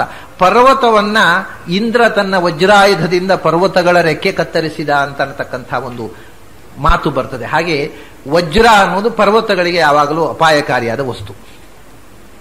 ವಜ್ರ ಅಂದ್ರೆ ಸಿಡಿಲು. ಇನ್ನೊಂದು ಅರ್ಥ ವಜ್ರಪಾತ ಅಂದ್ರೆ ಸಿಡಿಲು ಬೀಳುವುದು. ವಜ್ರಪಾತ ಸಿಡಿಲು ಬಿದ್ದಾಗ ಪರ್ವತದಲ್ಲಿದ್ದಂಥ ಮರಗಳು, ಅನೇಕ ಇದುಗಳು, ಪರ್ವತದ ಸಂಪತ್ತು ನಾಶವಾಗುತ್ತೆ. ಇದು ಲೌಕಿಕವಾಗಿ ಪರ್ವತಕ್ಕೂ ವಜ್ರಾಯುಧಕ್ಕೂ ಇರುವ ಸಂಬಂಧ. ಒಂದೊಂದು ಬೆಟ್ಟವನ್ನು ಹೇಗೆ ಇಂದ್ರನ ವಜ್ರಾಯುಧ ಬೆಟ್ಟದ ಶಕ್ತಿಯನ್ನೇ ಹಾಗೆ ತರಿದು ಹಾಕುತ್ತೆ, ಹಾಗೆ ಈ ಶತ್ರುಗಳ ಕುಂಭಸ್ಥಳವೆಂಬ ಬೆಟ್ಟವನ್ನ ನಾಶ ಮಾಡಲಿಕ್ಕೆ ಒಂದೊಂದು ಉಗುರು ಒಂದೊಂದು ವಜ್ರಾಯುಧದಂತೆ ಇದೆ ಅಂತ. ಅಷ್ಟು ಉಗುರು ಒಟ್ಟಿಗೆ ಬೇಡ. ನರಸಿಂಹನ ಅಷ್ಟು ಉಗುರುಗಳು ಹಿರಣ್ಯಕಶಿಪುವನ್ನ ಸಂಹಾರ ಮಾಡೋದಕ್ಕೆ ಬೇಡ. ಒಂದು ಉಗುರು ಸಾಕು. ಒಂದು ಉಗುರು ಒಂದೊಂದು ವಜ್ರಾಯುಧ, 10 ಉಗುರುಗಳು 10 ವಜ್ರಾಯುಧ, ಪ್ರತ್ಯೇಕ ವಜ್ರಾಯುಧ, ಒಂದೊಂದು ಉಗುರು ಒಂದೊಂದು ವಜ್ರಾಯುಧದಕ್ಕೆ ಸಮವಾಗಿದೆ. ಹೀಗೆ ಆಸುರಿ ಶಕ್ತಿಯನ್ನ ದಮನ ಮಾಡುವುದಕ್ಕೆ ವಜ್ರಾಯುಧ ಬೆಟ್ಟಗಳನ್ನು ಹೇಗೆ ನಾಶ ಮಾಡುತ್ತೆ ಹಾಗೆ ಆಸುರಿ ಶಕ್ತಿಗಳನ್ನು ನಾಶ ಮಾಡುವುದಕ್ಕೆ ಒಂದೊಂದು ಉಗುರು ಒಂದು ವಜ್ರಾಯುಧದಂತೆ ಇದೆ. ಅಂತಹ ವಜ್ರಕಲ್ಪವಾದ ಶ್ರೀಮತ್ ಕಂಠೀರವಾಸ್ಯ ಪ್ರತತ ಸುನಖರಾಹ, ಅಂಥ ವಜ್ರಕಲ್ಪಗಳಾದ ಉಗುರುಗಳು ಯಾರದ್ದು? ಶ್ರೀಮತ್ ಕಂಠೀರವಾಸ್ಯ. ಶ್ರೀ ಕಂಠೀರವ ಅಂದ್ರೆ ಸಿಂಹ, ಕಂಠೀರವಾಸ್ಯ ಅಂದ್ರೆ ಸಿಂಹದ ಮೋರೆಯವ ಅಂದ್ರೆ ನರಸಿಂಹ. ಅವನ ಪ್ರತತ ಸುನಖರಾಹ, ತುಂಬಾ ವಿಶಾಲವಾದ ಮತ್ತು ಸುಂದರವಾದ ನಖರಾಹ ಉಗುರುಗಳು. ಪ್ರತತ ಅಂತಂದ್ರೆ ಅದು ಬೆಳೆದು ನಿಂತು ಶತ್ರುವನ್ನು ಬಗೆಯುವುದಕ್ಕೆ ಬೇಕಾದಷ್ಟು ವಿಶಾಲತೆ ಇರುವಂಥದ್ದು. ಆದರೆ ಇನ್ನೊಂದು ಅರ್ಥ ಇದೆ ಅಲ್ಲಿ. ಪ್ರತತ ಅಂತ ಉಗುರುಗಳನ್ನು ವಿಶಾಲ ಅಂತ ಯಾಕೆ ಹೇಳ್ತಾರೆ ಅಂದ್ರೆ, ಮತ್ತು ಅದು ಸುಂದರ ಅಂತ ಯಾಕೆ ಹೇಳ್ತಾರೆ ಅಂದ್ರೆ, ವೇದದಲ್ಲಿ ಒಂದು ಮಾತಿದೆ, ಆ ಪ್ರಣಖಾತ್ ಸರ್ವ ಏವ ಸುವರ್ಣ ಅಂತ. ಭಗವಂತನ ನಖಶಿಖಾಂತ ಎಲ್ಲವೂ ಕೂಡ ಸುವರ್ಣ ಅಂತ. ಸುವರ್ಣ ಅಂದ್ರೆ ಬಂಗಾರ ಅಂತ ಅರ್ಥ ಅಲ್ಲ, ಅದು ಚಿನ್ಮಯ, ಆನಂದಮಯ. ಆದ್ದರಿಂದ ಈ ನಖರವೂ ಕೂಡ ಬರೀ ಪಂಚಭೌತಿಕವಾದ ನಖರ ಅಲ್ಲ, ಅದು ಚಿದಾನಂದಮಯ ಅಂತ, ಜ್ಞಾನಮಯ ಆನಂದಮಯವಾದ ನಖರ. ಆದ್ರಿಂದ ಅದು ಸುನಖರ ಅಂತಾರೆ. ಮತ್ತು ಭಗವಂತನಿಗೂ ಭಗವಂತನ ಅವಯವಗಳಿಗೂ ಅಂತರ ಇಲ್ಲ. ಆದ್ದರಿಂದ ಭಗವಂತ ಪ್ರತತ ಆದರೆ ಅವನ ಉಗುರು ಪ್ರತತ. ಶತ್ರುಗಳು ಎಲ್ಲೆಲ್ಲಿದ್ದಾರೆ ಅಲ್ಲೆಲ್ಲ ಅವನ ಉಗುರಿದೆ. ಅದೆಲ್ಲೋ ಅವನ ಬೆರಳ ತುದಿಯಲ್ಲಿ ಮಾತ್ರ ಇರೋದಲ್ಲ, ಎಲ್ಲಿ ಬೇಕಾದರಲ್ಲಿ ಇರಬಲ್ಲದು. ಯಾಕೆಂದ್ರೆ ಅವನ ಅವಯವಗಳು ಕೂಡ ಆಮ್ನಿ ಪ್ರೆಸೆಂಟ್. ಪ್ರತತ ಸುನಖರಾಹ. ಅಂಥ ಶ್ರೀಮತ್ ಕಂಠೀರವಾಸ್ಯ, ಶ್ರೀಮಾನ್ ಅಂದ್ರು. ಕಂಠೀರವಾಸ್ಯ ಶ್ರೀ ಅಂತಕ್ಕಂಥ ಶಬ್ದಕ್ಕೆ ಸಂಸ್ಕೃತದಲ್ಲಿ ಅನೇಕ ಅರ್ಥಗಳಿವೆ. ಒಂದು ಶ್ರೀ ಅಂತಂದ್ರೆ ಕಾಂತಿ, ತೇಜಸ್ಸು, ಸಾಮಾನ್ಯ. ಇನ್ನೊಂದೇನು ಅಂದ್ರೆ, ಯಾವುದೇ ಆದರೂ ಉಚ್ಚ ಶಕ್ತಿಗಳನ್ನು ಹೇಳುವಾಗ, ಗುರುಗಳನ್ನು ಉಲ್ಲೇಖ ಮಾಡುವಾಗ, ದೇವಾಲಯಗಳನ್ನು ಹೇಳುವಾಗ ಶ್ರೀಕಾರವನ್ನು ಬಳಸಬೇಕು ಅಂತ ಭಾಷೆಯಲ್ಲಿ ಒಂದು ನಿಯಮ ಇದೆ ಸಂಸ್ಕೃತದಲ್ಲಿ. ದೇವಾಲಯಗಳನ್ನು ಹೇಳುವಾಗ ಹಿರಿಯರನ್ನ, ಗುರುಗಳ ಸ್ಥಾನದಲ್ಲಿ ಇರುವವರನ್ನ ಮತ್ತು ದೇವತೆಗಳನ್ನು ಉಲ್ಲೇಖ ಮಾಡುವಾಗ ಶ್ರೀಕಾರವನ್ನು ಬಳಸಬೇಕು ಅಂತ ಸಾಮಾನ್ಯವಾಗಿ. ಬಳಸದೆ, ವಿರಳವಾಗಿ ಬಳಸದೆಯೂ ಪ್ರಯೋಗ ಮಾಡ್ತಾರೆ. ಸಾಮಾನ್ಯವಾಗಿ ಈಗ ನಾವು ಆಚಾರ್ಯರನ್ನು ಹೇಳುವಾಗ ಶ್ರೀಮದಾನಂದ ತೀರ್ಥ ಭಗವತ್ಪಾದರು ಅಂತಾರೆ, ಶ್ರೀಮತ್ ಅಂತ ಹಾಕ್ತಾರೆ. ಆನಂದ ತೀರ್ಥ ಭಗವತ್ಪಾದರು ಅಂತ ಹೇಳಿದ್ರೆ ಏನು ತಪ್ಪೇನೂ ಆಗುವುದಿಲ್ಲ. ಆದರೆ ಸಾಮಾನ್ಯವಾಗಿ ಶ್ರೀಮತ್ ಅನ್ನುವ ಶಬ್ದವನ್ನು ಸೇರಿಸ್ತಾರೆ. ನಮ್ಮಲ್ಲಿ ನಿಮಗೆ ಗೊತ್ತಿದೆ, ಒಂದು ದೇವಸ್ಥಾನ ಇದೆ ಅನಂತೇಶ್ವರ ಅಂತ. ಬರೇ ಅನಂತೇಶ್ವರ ಅಂತ ಹೇಳುವುದಿಲ್ಲ, ಶ್ರೀಮದ್ ಅನಂತೇಶ್ವರ ಅಂತ ಹೇಳ್ತಾರೆ ಅದನ್ನು. ಅದು ಶ್ರೀಮತ್ ಅಂತ ಸೇರಿದ. ಕೆಲವರಿಗೆ ಏನಾಯ್ತು, ಶ್ರೀಕಾರ ಹಾಕಬೇಕು ಅಂತ ಗೊತ್ತುಂಟು, ಕಡೆ ಶ್ರೀ ಬಿಟ್ಟುಬಿಟ್ಟು ಮದನಂತೇಶ್ವರ ದೇವಸ್ಥಾನ ಅಂತ ಹೇಳ್ತಾರೆ. ಅದು ಏನು ಹಾಗಂದ್ರೆ ಗೊತ್ತಿಲ್ಲ ನನಗೆ. ಶ್ರೀಮತ್ ಅನಂತೇಶ್ವರ ಹೋಗಿ ಶ್ರೀಕಾರದ ಮತ್ತು ಅಲ್ಲಿ ಸೇರಿಸಿ ಮದನಂತೇಶ್ವರ ದೇವಸ್ಥಾನ ಅಂತ ಹೇಳ್ತಾರೆ. ಹಾಗೆ ಅಂತೂ ಒಂದು ಶ್ರೀಕಾರ ಅಥವಾ ಶ್ರೀಮಾನ್, ಶ್ರೀ ಅಂತಿದ್ರು ಶ್ರೀಯುಕ್ತ ಅಂತಲೇ ಅರ್ಥ. ನಾವು ಯಾರಿಗಾದ್ರೂ ಹೆಸರನ್ನ ಉಲ್ಲೇಖಿಸಿ ವಿಳಾಸ ಬರೆಯುವಾಗಲೂ ಶ್ರೀ ಅಂತ ಸೇರಿಸ್ತೇವೆ. ಅದು ಗೌರವ ಸೂಚಕವಾದಂಥ ಶಬ್ದ. ಗೌರವ ಸೂಚಕವಾಗಿ ಶ್ರೀ ಅಂತ ಹಾಕ್ತೇವೆ. ಶ್ರೀ ಅಂತಂದ್ರೆ ಕಾಂತಿಯುಕ್ತ ಅಂತ ಅರ್ಥ. ಶ್ರೀ ಅಂದ್ರೆ ಜ್ಞಾನ, ವಿದ್ವಾಂಸರಾದ ಅನ್ನುವ ಅರ್ಥ. ಯಾರಿಗೆ ಏನು ಅರ್ಥವೋ ಆಯಾ ಸಂದರ್ಭದಲ್ಲಿ ಅದು ಒಟ್ಟು ಗೌರವ ಸೂಚಕವಾದ ಪದ. ಜ್ಞಾನಿಗಳು ಅಂತ ಅರ್ಥ ಮಾಡಬಹುದು. ತುಂಬಾ ಒಳ್ಳೆಯ ವ್ಯಕ್ತಿತ್ವ, ಪರ್ಸನಾಲಿಟಿ ಉಳ್ಳವರು ಶ್ರೀಮಂತರು, ಧನವುಳ್ಳವರು ಶ್ರೀಮಂತರು, ಜ್ಞಾನವುಳ್ಳವರು ಶ್ರೀಮಂತರು. ಶ್ರೀ ಅಂದ್ರೆ ವೇದ, ಸಾಹಿಶ್ರೀ ರಮೃತಾಸುತಾಂ, ವೇದಜ್ಞರು ಅಂತ ಅರ್ಥ. ವೇದಮೂರ್ತಿಗಳು ಅಂತೂ ಅರ್ಥ ಮಾಡಬಹುದು. ಅಂತೂ ಒಟ್ಟಿನಲ್ಲಿ ಶ್ರೀ ಅಂತ. ಎಲ್ಲಕ್ಕಿಂತ ಮುಖ್ಯವಾಗಿ ಇದು ಏನೂ ಅಲ್ಲದೆ ಇದ್ದವರಿಗೂ ನಾವು ಬಯಸುವುದು ಮನುಷ್ಯ ಶ್ರೀಮಂತನಾಗಬೇಕು ಅಂತ. ಏನು ಶ್ರೀ ಅಂದ್ರೆ ಚಕ್ಷುಶ್ರೋತ್ರಂ ಮನೋವಾಕ್ ಪ್ರಾಣ, ಇದನ್ನು ಶ್ರೀ ಅಂತ ಹೇಳ್ತಾರೆ ವೇದದಲ್ಲಿ. ತಾ ಏತಾಹ ಶೀರ್ಷನ್ ಶ್ರೀಯಶ್ರಿತಾಹ ಚಕ್ಷುಶ್ರೋತ್ರಂ ಮನೋವಾಕ್ ಪ್ರಾಣ. ಕಣ್ಣು, ಕಿವಿ, ಮನಸ್ಸು, ಬಾಯಿ ಮತ್ತು ಉಸಿರು, ಇವು 5 ಶ್ರೀ ಸಂಪತ್ತುಗಳು. ದೇಹದಲ್ಲಿ ದೇವರು ಕೊಟ್ಟ ಸಂಪತ್ತು. ನಾವು ಗಳಿಸಿದ ಸಂಪತ್ತು ಇವತ್ತಿರಬಹುದು, ನಾಳೆ ಇಲ್ಲದೆ ಇರಬಹುದು. ಇದು ದೇವರು ಕೊಟ್ಟ ಸಂಪತ್ತು. ಆದ್ದರಿಂದ ಇದು ದೊಡ್ಡ ಸಂಪತ್ತು. ಅಂದ್ರೆ ಏನು? ಒಳ್ಳೆಯದನ್ನು ನೋಡೋದಕ್ಕೆ ಕಣ್ಣು ಕೊಟ್ಟ ಅಲ್ಲ, ಒಳ್ಳೆಯದನ್ನು ಕೇಳುವುದಕ್ಕೆ ಕಿವಿ ಕೊಟ್ಟ ಅಲ್ವಾ? ಕಿವುಡನನ್ನಾಗಿ ಸೃಷ್ಟಿ ಮಾಡಲಿಲ್ಲ, ಕುರುಡನನ್ನಾಗಿ ಸೃಷ್ಟಿ ಮಾಡಲಿಲ್ಲ. ಮನಃ ಒಳ್ಳೆಯ ವಿಷಯವನ್ನು ಚಿಂತನೆ ಮಾಡತಕ್ಕಂಥ ಅವಕಾಶ ಇರುವ ಮನಸ್ಸನ್ನು ಕೊಟ್ಟ ಅಲ್ಲ. ಆಮೇಲೆ ವಾಕ್ ಒಳ್ಳೆಯ ವಿಷಯವನ್ನ ಆಡುವುದಕ್ಕೆ, ಶಾಸ್ತ್ರವನ್ನ ಹೇಳುವುದಕ್ಕೆ ಬಾಯಿ ಕೊಟ್ಟನಲ್ಲ ಭಗವಂತ. ಈ ಒಳ್ಳೆಯದಾಗಿ ಬದುಕುವುದಕ್ಕೆ ಉಸಿರು ಕೊಟ್ಟನಲ್ಲ ಭಗವಂತ. ಇದು 5 ಸಂಪತ್ತು. ಇದಕ್ಕಿಂತ ದೊಡ್ಡ ಸಂಪತ್ತೇನು? ಚಕ್ಷು ಶ್ರೋತ್ರಂ ಮನೋವಾಕ್ ಪ್ರಾಣ, ಇದು ಶ್ರೀ. ಆದ್ರಿಂದ ಶ್ರೀಮಂತರು ಅಂದ್ರೆ ಕಣ್ಣು ಕಿವಿ ಬಾಯಿ ನೆಟ್ಟಗಿರುವವರು ಅಂತ ಅರ್ಥ. ಎಲ್ಲರೂ ಅದು ನಮ್ಮ ದೇಶದಲ್ಲಿ ಪ್ರತಿಯೊಬ್ಬರು ಶ್ರೀಮಂತರಾಗಬೇಕು ಅಂದ್ರೆ ಒಳ್ಳೆಯದನ್ನು ನೋಡುವ ಕಣ್ಣು, ಒಳ್ಳೆಯದನ್ನು ಕೇಳುವ ಕಿವಿ, ಒಳ್ಳೆಯದನ್ನು ಆಡುವ ಬಾಯಿ, ಒಳ್ಳೆಯದನ್ನು ಯೋಚಿಸುವ ಮನಸ್ಸು, ಒಳ್ಳೆಯದಾಗಿ ಬದುಕುವ ಉಸಿರು ಇರುವವರೆಲ್ಲರೂ ಶ್ರೀಮಂತರು. ಉಳಿದ ಶ್ರೀ ಇದ್ದೀತು ಹೋದೀತು, ಇದ್ದೀತು ಹೋದೀತು. ಇದು ಹುಟ್ಟಿದಾಗ ಇದ್ದರೆ ಕೊನೆ ತನಕ ಸಾಯೋ ತನಕ ಭಗವಂತ ಕೊಟ್ಟ ಸಂಪತ್ತು. ಇದು ಬದುಕಿನ ಉದ್ದಕ್ಕೆ ಸ್ಥಿರವಾದ ಸಂಪತ್ತು. ಇದು ಉಳ್ಳವರನ್ನೆಲ್ಲ ಶ್ರೀಮಂತರು ಅಂತವೆ. ಹೀಗೆ ಶ್ರೀಮಾನ್ ಅನ್ನುವುದಕ್ಕೆ ಅನೇಕ ಅರ್ಥಗಳಿವೆ. ಭಗವಂತನಲ್ಲಿ ಆಗುವಾಗ ಶ್ರೀಮಾನ್ ಅಂದ್ರೆ ಲಕ್ಷ್ಮೀಪತಿ ಅಂತಲೂ ಒಂದು ಅರ್ಥ. ಶ್ರೀಮಾನ್ ಅಂದ್ರೆ ಸಮಸ್ತ ವೇದಗಳನ್ನು ಆವಿರ್ಭಾವ ಮಾಡಿದವ ಅಂತ ಒಂದರ್ಥ. ಮತ್ತೆ 23 ಲಕ್ಷಣೋಪೇತವಾದ ಪರಮ ಸುಂದರ ಮೂರ್ತಿ ಅಂತ ಒಂದರ್ಥ. ಶ್ರೀಮಾನ್ ಅಂದ್ರೆ ಜ್ಞಾನಸ್ವರೂಪ ಅಂತ ಅರ್ಥ. ಒಟ್ಟಿನಲ್ಲಿ ಭಗವಂತನಿಗೆ ಎಲ್ಲ ಅರ್ಥವೂ ಕೊಡುತ್ತೆ. ನಾವು ಗೌರವ ಸೂಚಕವಾಗಿ ಹೇಳತಕ್ಕಂತಹ ಶಬ್ದ ಅದು. ಶ್ರೀಮತ್ ಕಂಠೀರವಾಸ್ಯ. ಇಲ್ಲಿಗೆ ನಿಲ್ಲಿಸಿಬಿಡೋಣ. ಪದಚ್ಛೇದ ಬೇರೆ ರೀತಿ. ಶ್ರೀಮತ್ ಕಂಠೀರವಾಸ್ಯ, ಶ್ರೀಮಾನ್ ನರಸಿಂಹನೇ ಕಂಠೀರವಾಸ್ಯ ಅಂತ ಸಂಬೋಧನೆ. ನಾನಾಗ ಕಂಠೀರವಾಸ್ಯ ಪ್ರತತ ಸುನಖರಾಹ, ಅಲ್ಲಿ ನನಗೆ ಒಂದೇ ಶಬ್ದ ಅಂತ ಹೇಳಿದೆ, ಬೇಕಿಲ್ಲ. ಶ್ರೀಮತ್ ಕಂಠೀರವಾಸ್ಯ, ಅಯ್ಯ ನರಸಿಂಹ ಪ್ರತತ, ಅದು ಅವನಿ ಸಂಬೋಧನೆ. ಪ್ರತತ ಎಲ್ಲ ಕಡೆ ತುಂಬಿರುವವನೇ, ಸರ್ವತ್ರ ವ್ಯಾಪ್ತನಾದಂಥ ನರಸಿಂಹ ರೂಪಿಯಾದ ಭಗವಂತನೇ ನಿನ್ನ ಸುನಖರಾಹ, ಅದು ಬೇರೆ ಶಬ್ದ. ಶ್ರೀಮತ್ ಕಂಠೀರವಾಸ್ಯ ಪ್ರತತ ಸುನಖರಾಹ, ಇದು ಬೇರೆ ಬೇರೆ ಶಬ್ದವಾಗಿ ಅರ್ಥ ಮಾಡಬಹುದು. ನಿನ್ನ ಕೂರುಗುರುಗಳು ನಮ್ಮನ್ನು ರಕ್ಷಿಸಲಿ. ಅದು ಹಿರಣ್ಯಕಶಿಪುವನ್ನು, ಅದಕ್ಕೆ ಅದರ ಕ್ರಿಯೆ ಏನು? ಕೂರುಗುರು, ಎದೆ ಬಗಿದ ಕೂರುಗುರು. ಅದು ಯಾಕೆ ಎದೆ ಬಗೆಯಿತು? ಅದು ಸಂಹಾರ ಮಾಡೋದಕ್ಕೋಸ್ಕರ ಇರುವುದಲ್ಲ. ಸಂಹಾರ ಅನ್ನೋದರ ಹಿಂದೆ ಒಂದು ರಕ್ಷೆ ಇದೆ. ಯಾವ ಸಂಹಾರವು ರಕ್ಷಣೆಯ ಉದ್ದೇಶ ಇಲ್ಲದ ಕೇವಲ ಸಂಹಾರ ಅನ್ನುವುದು ಭಗವಂತನ ಕ್ರಿಯೆಯಲ್ಲಿ ಇಲ್ಲ. ನಾವು ಮಾಡುವುದು ಆಗದೇ ಇದ್ದವನ್ನು ಕೊಂದು ಬಿಡಬೇಕು ಅಂತ, ಭಗವಂತನಿಗೆ ಆಗದೇ ಇದ್ದವನ್ನು ಕೊಲ್ಲುವುದು ಅಂತ ಒಂದುಂಟು? ಇಲ್ಲಲ್ಲ. ಹಾಗಾದ್ರೆ ಭಗವಂತನ ಸಂಹಾರದ ಹಿಂದೆ ಒಂದು ರಕ್ಷಣೆಯ ಉದ್ದೇಶ ಇದೆ. ಆದ್ರಿಂದ ನಿನ್ನ ಸಂಹಾರವೂ ಒಂದು ರಕ್ಷೆ. ನೀನು ಹಿರಣ್ಯಕಶಿಪುವನ್ನ ಕೊಂದು ಸಂಹರಿಸಿದೆ, ಅದು ಒಂದು ಸಂಹಾರ. ಪ್ರಹ್ಲಾದನನ್ನ ತೊಡೆಯಲ್ಲಿಟ್ಟು ಮುದ್ದಿಸಿ ಅವನನ್ನು ಉದ್ಧರಿಸಿ ರಕ್ಷಿಸಿದೆ. ಅವನು ಕೊಂದು ರಕ್ಷಣೆ, ಒಬ್ಬೊಬ್ಬರಿಗೆ ಒಂದೊಂದು ಥರದ ರಕ್ಷಣೆ.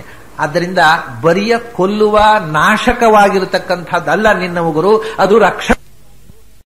ತಸ್ಮಾನ್ ಪುರುಹೂತ ವೈರಿ ಬಲವನ್ ಮಾತಂಗ ಮಧ್ಯದ್ಘಟ ಕುಂಭೋಚ್ಚಾದ್ರಿ ವಿಪಾಟನಾಧಿಕ ಪಟು ಪ್ರತ್ಯೇಕ ವಜ್ರಾಯಿತಾ ಶ್ರೀಮತ್ ಕಂಠೀರವಾಸ್ಯ ಪ್ರತತ ಸುನಖರಾಹ. ಹೌದು, ರಕ್ಷಣೆ ಮಾಡಲಿಕ್ಕೆ ಈ ಕೂರು ಕೂರ್ಕೊಂಡು ಯಾವುದನ್ನು ಬಗೆಯಲಿ ಯಾವುದನ್ನು ಬಿಚ್ಚಲಿ ಅಂತ ಕೂತವನ ಹತ್ರ ಯಾಕೆ ಪ್ರಾರ್ಥನೆ ಮಾಡ್ತೀರಿ? ಅವನು ಸಂಹಾರ ಹೇಳುವ ಅವತಾರ, ಅದು ಬಲಕಾರಿ, ಅದು ಸಂಹಾರಕ್ಕೋಸ್ಕರ ಆದ ಅವತಾರ. ನೀವು ಅವನನ್ನು ರಕ್ಷಣೆ ಮಾಡ್ರಿ ಅಂತ. ಹೌದು, ರಕ್ಷಣೆ ಆಗಬೇಕಾಗಿದ್ರೆ ನನ್ನಲ್ಲಿಯೂ ಕೆಲವು ಸಂಹಾರ ಆಗಬೇಕು. ಯಾವುದು? ಈಗ ನಾವು ಯಾಕೆ ನರಸಿಂಹನನ್ನು ಪ್ರಾರ್ಥನೆ ಮಾಡುವುದು? ನರಸಿಂಹ ರೂಪ ಅದು ಓಂಕಾರದ ಮಕಾರದಿಂದ ಪ್ರತಿಪಾದ್ಯವಾದ ರೂಪ. ಮಕಾರ ಅಂದ್ರೆ ಮಾನ, ಮಾನ ಅಂದ್ರೆ ಡಿಸ್ಟ್ರಕ್ಷನ್, ಆ ಸಂಹಾರಕವೇ ಅದು, ಸಂಹಾರ ಶಕ್ತಿಯೇ ಅದು. ಅದು ಪ್ರಳಯ ಕಾಲದಲ್ಲಿಯೂ ಸಂಹಾರ ಮಾಡತಕ್ಕಂಥ ರೂಪ. ಯಾವುದನ್ನು ಸಂಹಾರ ಮಾಡುವುದು ಅಂದ್ರೆ ನೃಸಿಂಹಾದಿಕ ಮನ್ಯತ್ತು ದುರಿತಾದಿ ನಿವೃತ್ತಯೇ. ನಿನ್ನಲ್ಲಿರತಕ್ಕಂಥ ದುರಿತ, ನಿನ್ನಲ್ಲಿರತಕ್ಕಂಥ ದೋಷ, ನಿನ್ನಲ್ಲಿರತಕ್ಕಂಥ ಅಜ್ಞಾನ, ಅದನ್ನ ಅವನು ಬಗೆದು ತೆಗೆಯಬೇಕು, ನಾಶ ಮಾಡಬೇಕು. ಅದಕ್ಕೋಸ್ಕರ ನರಸಿಂಹ ರಕ್ಷಣೆ ಮಾಡುವುದು ಅಂದ್ರೆ, ನನ್ನನ್ನು ರಕ್ಷಣೆ ಮಾಡುವುದಂದ್ರೆ ನನಗೆ ತೊಂದರೆಯಾಗಿ ನನಗೆ ಕೂತಿರ್ತಕ್ಕಂಥ ಅಜ್ಞಾನಾದಿ ದೋಷಗಳನ್ನು ಕಿತ್ತು ತೆಗೆಯುವುದು. ಅದಕ್ಕೆ ನರಸಿಂಹನ ಕೂರುಗುರು ಬೇಕು ಅಂತ. ಅದನ್ನೇ ಆಚಾರ್ಯರು ನರಸಿಂಹೋ ಅಖಿಲಾಜ್ಞಾನ ಮತಧ್ವಂತ ದಿವಾಕರ ಅಂತ ಒಂದು ಕಡೆ ನರಸಿಂಹನ ಸ್ತೋತ್ರ ಮಾಡುವಾಗ ಮಾಯಾವಾದ ದೂಷಣ ಅನ್ನುವ ಗ್ರಂಥದಲ್ಲಿ ನರಸಿಂಹ ಅಖಿಲ ಅಜ್ಞಾನ ಮತಧ್ವಾಂತ ದಿವಾಕರ. ಅವನು ಎಂಥವ ನರಸಿಂಹ ಅಂತಂದ್ರೆ, ಅಜ್ಞಾನದಿಂದ ಬಂದಿರತಕ್ಕಂಥ ತಪ್ಪು ತಿಳುವಳಿಕೆಗಳು, ಅಂಥ ಮತಗಳು ಇವೆಯಲ್ಲ, ಅಜ್ಞಾನದಿಂದ ಹುಟ್ಟಿಕೊಂಡ ಮತಗಳು ಅನ್ನುವ ಕತ್ತಲಿಗೆ ನರಸಿಂಹ ಸೂರ್ಯ. ಆ ಕತ್ತಲನ್ನು ಒದ್ದೋಡಿಸುವ ಸೂರ್ಯ. ಹೀಗೆ ಕತ್ತಲನ್ನ ನಾಶ ಮಾಡಬೇಕು, ಅಜ್ಞಾನವನ್ನ ನಾಶ ಮಾಡಬೇಕು, ನಮ್ಮೊಳಗಿರುವ ತಮಸ್ಸು ಹೋಗಬೇಕು, ತಮೋಗುಣ, ತಮೋಗುಣದಿಂದ ಬಂದಿರತಕ್ಕ ಎಲ್ಲ ದುರಿತಗಳು ದೋಷಗಳು ನಾಶವಾಗಬೇಕು. ಯಾವುದೇ ದೋಷ ನಿವೃತ್ತಿಗೋಸ್ಕರ ದೇವರನ್ನ ಪ್ರಾರ್ಥನೆ ಮಾಡುವುದಾದರೆ ನರಸಿಂಹ ರೂಪ ಮತ್ತು ಅಂಥರೂಪಗಳನ್ನು ಧ್ಯಾನ ಮಾಡುವಂತ ಶಾಸ್ತ್ರ ಹೇಳ್ತದೆ. ಅದಕ್ಕೋಸ್ಕರ ಇಲ್ಲಿ ಪ್ರಾರ್ಥನೆ ಏನು ಅಂದ್ರೆ, ನನ್ನಲ್ಲಿರುವ ಶತ್ರುವನ್ನು ನಾಶ ಮಾಡಬೇಕು. ನನ್ನೊಳಗೂ ಹಿರಣ್ಯಕಶಿಪು ಇದ್ದಾನೆ. ಬರೇ ಹಿರಣ್ಯಕಶಿಪು ಅಲ್ಲ, ಹಿರಣ್ಯಾಕ್ಷ ಇದ್ದಾನೆ, ಹಿರಣ್ಯಕಶಿಪು ಇದ್ದಾನೆ, ಎಲ್ಲಾ ರಾಕ್ಷಸರು ಒಳಗೆ ಬಂದು ಕೂತಿದ್ದಾರೆ ನಮ್ಮೊಳಗೆ. ಆದ್ರಿಂದ ನೀನು ಬಹಳ ಹಿರಣ್ಯಕಶಿಪು ಒಬ್ಬನನ್ನು ಕೊಂದ ಸುಲಭ ಅಲ್ಲ, ನಮ್ಮನ್ನು ರಕ್ಷಣೆ ಮಾಡೋದು ಬಹಳ ಕಷ್ಟ ಉಂಟು. ಆಚಾರ್ಯರ ಬಗ್ಗೆ ಹೇಳೋದಲ್ಲ ನಾವು ಪ್ರಾರ್ಥಿಸುವಾಗ ನಮಗೋಸ್ಕರ ಆಚಾರ್ಯರು ಬರೆದು ಕೊಟ್ರಲ್ಲ. ನಮ್ಮೊಳಗೆ ಹಿರಣ್ಯಕಶಿಪು ಹಿರಣ್ಯಾಕ್ಷ ಎಲ್ಲ ಇದ್ದಾರೆ. ಹಿರಣ್ಯಕಶಿಪು ಅಂದ್ರೆ ಏನು? ಶಬ್ದದ ಅರ್ಥ ಏನು? ಕಶಿಪು ಅಂದ್ರೆ ತಲೆದಿಂಬು, ಹಿರಣ್ಯಕಶಿಪು ಅಂದ್ರೆ ತಲೆದಿಂಬು ನಡಿಯಲ್ಲಿ ದುಡ್ಡು ಇಟ್ಟುಕೊಂಡವ ಅಂತ. ಯಾರ ಮೇಲೂ ನಂಬಿಕೆ ಇಲ್ಲ. ಯಾವ ದಿಂಬು ನಡಿಯಲ್ಲಿ ಬೀಗದ ಕೈ ಗೊಂಚಲು ಮತ್ತು ದುಡ್ಡು ಕಟ್ಟು ತಲೆದಿಂಬು ನಡಿಯಲ್ಲಿ ಇಟ್ಟುಕೊಳ್ಳೋರು ಹಿರಣ್ಯಕಶಿಪುಗಳು.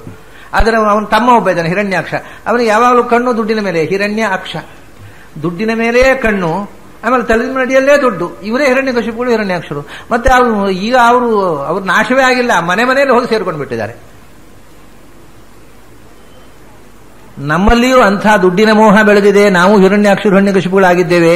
ನೀನು ಬಂದು ನಿನ್ನ ಉಗುರಿನ ಪ್ರಯೋಗ ನಮ್ಮ ಮೇಲೆ ಆಗ್ಬೇಕಪ್ಪ. ನಮ್ಮ ಮೇಲೆ ನಮ್ಮ ಇದೇ ಬಗಿಬೇಡ. ನಮ್ಮೊಳಗೆ ಹಿರಣ್ಯಕಶಿಪು ಹಿರಣ್ಯಾಕ್ಷ ಇದ್ದಾನೆ, ಅವನು ಕೊಂದು ಬಿಡುವುದು. ಪ್ರತತ ಸುನಖರಾಹ ದಾರಿತಾರಾತಿ ದೂರ ಪ್ರಧ್ವಸ್ತ ಧ್ವಾಂತ ಶಾಂತ ಪ್ರವಿತತ ಮನಸ್ಸ ಭಾವಿತಾ ಭೂರಿಭಾಗೈ. ಎಂಥ ಉಗುರೋದು! ನಾನು ಪ್ರಾರ್ಥನೆ ಮಾಡ್ತಾ ಇದ್ದೇನೆ, ನಾನು ಮಾತ್ರ ಅಲ್ಲ, ಭೂರಿಭಾಗೈ ಭಾವಿತಾಹ, ಪುಣ್ಯವಂತರು ಎಲ್ಲರೂ ಸ್ತೋತ್ರ ಮಾಡಿದ್ದಾರೆ, ನಾನು ಮಾತ್ರ ಅಲ್ಲ. ಭೂರಿಭಾಗರು ಅಂದ್ರೆ ಭಾರಿ ಭಾಗ್ಯಶಾಲಿಗಳು, ತುಂಬಾ ಪುಣ್ಯವಂತರು, ಹಿರಿಯ ಭಾಗ್ಯಶಾಲಿಗಳು ಅಂದ್ರೆ ದೇವತೆಗಳು. ದೇವತೆಗಳು ದೈತ್ಯರು ಹೆದರ್ತಾರೆ ಆ ಉಗುರಿಗೆ. ದೇವತೆಗಳನ್ನು ಯಾವಾಗಲೂ ಪ್ರೀತಿಯಿಂದ ಸ್ತೋತ್ರ ಮಾಡ್ತಾ ಇರ್ತಾರೆ, ಯಾಕಂದ್ರೆ ಅವರಲ್ಲಿ ಇರತಕ್ಕಂತಹ ದೋಷವನ್ನು ಕಿತ್ತು ತೆಗೆ ಅಂತ ಪ್ರಾರ್ಥನೆ ಮಾಡ್ತಾರೆ. ಭೂರಿಭಾಗೈಹಿ, ಬಹಳ ಭಾಗ್ಯಶಾಲಿಗಳಿಂದ, ಹಿರಿಯ ಭಾಗ್ಯಶಾಲಿಗಳಿಂದ ಅಂದ್ರೆ ದೇವತೆಗಳಿಂದ, ಭಾವಿತಾಹ, ಯಾವಾಗಲೂ ಮನಸ್ಸಿನಲ್ಲಿ ಪರಿಭಾವಿಸಲ್ಪಟ್ಟ ಉಗುರುಗಳು. ಅವರು ಯಾವಾಗಲೂ ತಮ್ಮ ಧ್ಯಾನದಲ್ಲಿ ಆ ಉಗುರುಗಳನ್ನು ಕಾಣ್ತಾ ಇರ್ತಾರೆ.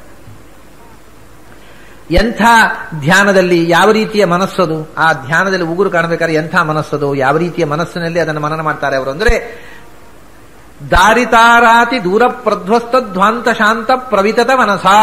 ಇಷ್ಟು ಮನಸ್ಸಿಗೆ ವಿಶೇಷ ಕೊಟ್ಟರು. ಮನಸ್ಸಿನಲ್ಲಿ ಭಾವಿಸ್ತಾರಂತೆ ಭಗವಂತನ, ನರಸಿಂಹನ ಕೂರುಗುರುಗಳನ್ನು. ಎಂಥ ಮನಸ್ಸಿನಲ್ಲಿ ಅಂದ್ರೆ ದಾರಿತ ಅರಾತಿ, ಶತ್ರುಗಳನ್ನ ನೋಡಿ. ದ್ವಾದಶ ಸ್ತೋತ್ರದಲ್ಲಿ ನಿನ್ನೆ ನೋಡಿದ್ದು ನಾವು. ವಿಮಲಂ ಹಿ ಪದಂ ತರ್ಮ, ಅದರಿಂದ ವಿಮಲೈಹಿ ಶ್ರುತಿಶಾಣ ನಿಶಾತಮನೈ ತಮೈಹಿ ಸುಮನೋಸ್ಬಿರಾಶು ನಿಹತ್ಯ ದೃಢಂ ಬಲಿನಂ ನಿಜ ವೈರಿಣಂ ಅಂತ. ಒಳಗಿರತಕ್ಕ ಶತ್ರುಗಳನ್ನ ಮೊದಲು ಒದ್ದೋಡಿಸು, ಆಮೇಲೆ ಆ ಮನಸ್ಸಿನಿಂದ ಭಗವಂತನ ಕಡೆಗೆ ಹೋಗು ಅಂತ. ಆ ಶತ್ರುಗಳು ಇರುವಷ್ಟು ಸಮಯ ಭಗವಂತನ ಕಡೆಗೆ ಹೋಗ್ಲಿಕ್ಕೆ ಆಗುವುದಿಲ್ಲ ಅಂತ. ಇಲ್ಲಿ ಅದೇ ಮಾತನ್ನು ಹೇಳ್ತಾರೆ, ದಾರಿತ ಅರಾತಿಗಳು, ಶತ್ರುಗಳನ್ನ ಒದ್ದೋಡಿಸಿದ ಮನಸ್ಸು ಅಂತ. ಮನಸ್ಸಿನೊಳಗೆ ಬೇರೆ ಇತರ ವಿಷಯಗಳ ಆಕರ್ಷಣೆ ಅಥವಾ ಕಾಮಕ್ರೋಧ ಅಜ್ಞಾನ ಮೋಹ ಇವೆಲ್ಲ ಇದ್ದು ಬಿಟ್ರೆ ಆ ಶತ್ರುಗಳು ಭಗವಂತನ ಕಡೆ ಹೋಗ್ಲಿಕ್ಕೆ ಬಿಡುತ್ತದೆ. ಈ ಮನಸ್ಸು ಏನು ಮಾಡಿದೆ, ದೇವತೆಗಳ ಮನಸ್ಸು, ಅದು ದಾರಿತ ಅರಾತಿ. ಅರಾತಿ ಅಂದ್ರೆ ಅರಿ, ಶತ್ರು, ಎನಿಮಿ. ಶತ್ರುಗಳನ್ನ ನಾಶ ಮಾಡಿ, ಶತ್ರುಗಳನ್ನು ಒದ್ದೋಡಿಸಿ ನಿರಾತಂಕವಾಗಿರತಕ್ಕ ಮರಂತು ಅವ್ರನ್ನ ಏನು ಮಾಡಿತು, ದೂರ ಪ್ರಧ್ವಸ್ತ. ಅವರನ್ನ, ಶತ್ರುಗಳನ್ನ ಮನಸ್ಸಿನ ಒಳಗೆ ಬಾರದಂತೆ ಬಹಳ ದೂರ ಒದ್ದೋಡಿಸಿ ಬಿಟ್ಟಿದ್ದಾರೆ. ಈ ಪ್ಯಾಷನ್ಸ್, ಮನಸ್ಸನ್ನು ಕಾಡತಕ್ಕಂಥ ಏನು ದೋಷಗಳಿವೆ ಅವನ್ನ ದೂರ ಪ್ರಧ್ವಸ್ತ, ಮನಸ್ಸಿನಿಂದ ಬಹಳ ದೂರ ಓಡಿಸಿ ಬಿಟ್ಟಿದ್ದಾರೆ. ಆದ್ದರಿಂದಲೇ ಪ್ರಧ್ವಸ್ತಧ್ವಾಂತ, ಆ ಕತ್ತಲು, ಶತ್ರುಗಳು ಹೋದ ಕೂಡಲೇ ಮನಸ್ಸಿನ ಒಳಗೆ ತುಂಬಿದ್ದ ಕತ್ತಲು ಹೋಯಿತು. ಆ ಕಾವಳ ಕತ್ತಲು ಹೋಗಿ ಒಳಗೆ ಬೆಳಕು ತುಂಬಿದೆ. ಆದ್ದರಿಂದಲೇ ದೂರ ಪ್ರಧ್ವಸ್ತಧ್ವಾಂತ. ಆದ್ದರಿಂದಲೇ ಏನಾಗಿದೆ, ಶಾಂತವಾಗಿದೆ ಮನಸ್ಸು, ಗ್ರೇಸ್ಫುಲ್, ಪ್ಲೆಸೆಂಟ್, ಆನಂದವಾಗಿದೆ. ಮನಸ್ಸಿನಲ್ಲಿ ಗೊಂದಲ ಇಲ್ಲ, ಕನ್ಫ್ಯೂಷನ್ಸ್ ಇಲ್ಲ, ಟೆನ್ಷನ್ಸ್ ಇಲ್ಲ. ಶಾಂತ ಅಂದ್ರೆ pleasant, graceful, tension less, confusion less. ಅಂಥ ಮನಸ್ಸು ನೆಮ್ಮದಿಯಿಂದ ಏನನ್ನು ಧ್ಯಾನ ಮಾಡಬೇಕಾದ್ರೂ ಸಿದ್ಧವಾಗಿ ಅದು ಪ್ರಿಪೇರ್ ಆಗಿ ಕೂತ್ಬಿಟ್ಟಿದೆ. ಅಂಥ ಶಾಂತವಾದ, ದೋಷಗಳನ್ನೆಲ್ಲ ಒದ್ದೋಡಿಸಿ ಹಾಯಾಗಿರತಕ್ಕ ಪ್ರಶಾಂತವಾದ ಮನಸ್ಸಿನಿಂದ ಧ್ಯಾನಿಸಲ್ಪಟ್ಟ ನರಸಿಂಹನ ಕೂರುಗುರು, ಶತ್ರುಗಳ ದೈತ್ಯ ಶಕ್ತಿಯ ಎದೆ ಬಗಿದ ಕೂರುಗುರು, ದೇವತೆಗಳು ಪ್ರಶಾಂತವಾದ ಮನಸ್ಸಿನಿಂದ ಸೌಮ್ಯ ಸ್ವರೂಪದಿಂದ ಭಗವಂತನನ್ನು ಧ್ಯಾನ ಮಾಡಿದ ಸಂದರ್ಭದಲ್ಲಿ ಕಂಡ ಕೂರುಗುರು, ಅದು ನನ್ನನ್ನು ರಕ್ಷಿಸಲಿ, ನಮ್ಮನ್ನು ರಕ್ಷಿಸಲಿ ಅಂತ ಸಮಷ್ಟಿಯಾಗಿ ಪ್ರಾರ್ಥನೆ. ಇದು ನರಸಿಂಹ ನಖದ ಪ್ರಾರ್ಥನೆ. ಇನ್ನು ಇದರಲ್ಲಿ ಇನ್ನೂ ಬೇರೆ ಬೇರೆ ಮುಖಗಳಿವೆ ನೋಡಿ. ದಾರಿತಾರಾತಿ ದೂರ ಪ್ರಧ್ವಸ್ತಧ್ವಾಂತ, ದಾರಿತಾರಾತಿ ದೂರ ಪ್ರಧ್ವಸ್ತಧ್ವಾಂತ ಶಾಂತ ಪ್ರವಿತತ ಮನಸ. ಅಲ್ಲಿ ತನಕ ಒಂದೇ ಅಂತ ಹೇಳಿದೆ ನಾನು.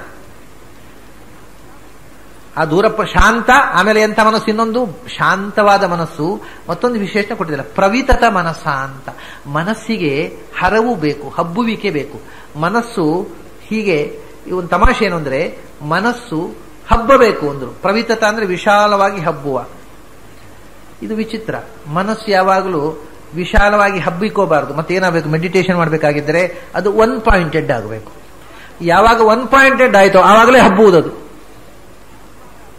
ಅದು ತುದಿ ಶಾರ್ಪ್ ಆದಾಗ ಎಲ್ಲವನ್ನೂ ಗ್ರಹಣ ಮಾಡುವಂತಹ ಹಬ್ಬುವಿಕೆ ಬರುತ್ತೆ ಅದಕ್ಕೆ. ಅದರಿಂದ ಅದು ಒನ್ ಪಾಯಿಂಟೆಡ್, ಅದ್ರ ತುದಿ ಮೊನೆ ಎಷ್ಟು ಮೊನಚಾಯಿತೋ ಅಷ್ಟು ಹಬ್ಬಲಿಕ್ಕೆ ಸಾಧ್ಯ ಆಗ್ತದೆ. ಅದನ್ನ ಪ್ರವಿತತ ಅಂದ್ರೆ ಎಲ್ಲವನ್ನೂ ವ್ಯಾಪಿಸುವ ಮನಸ್ಸು.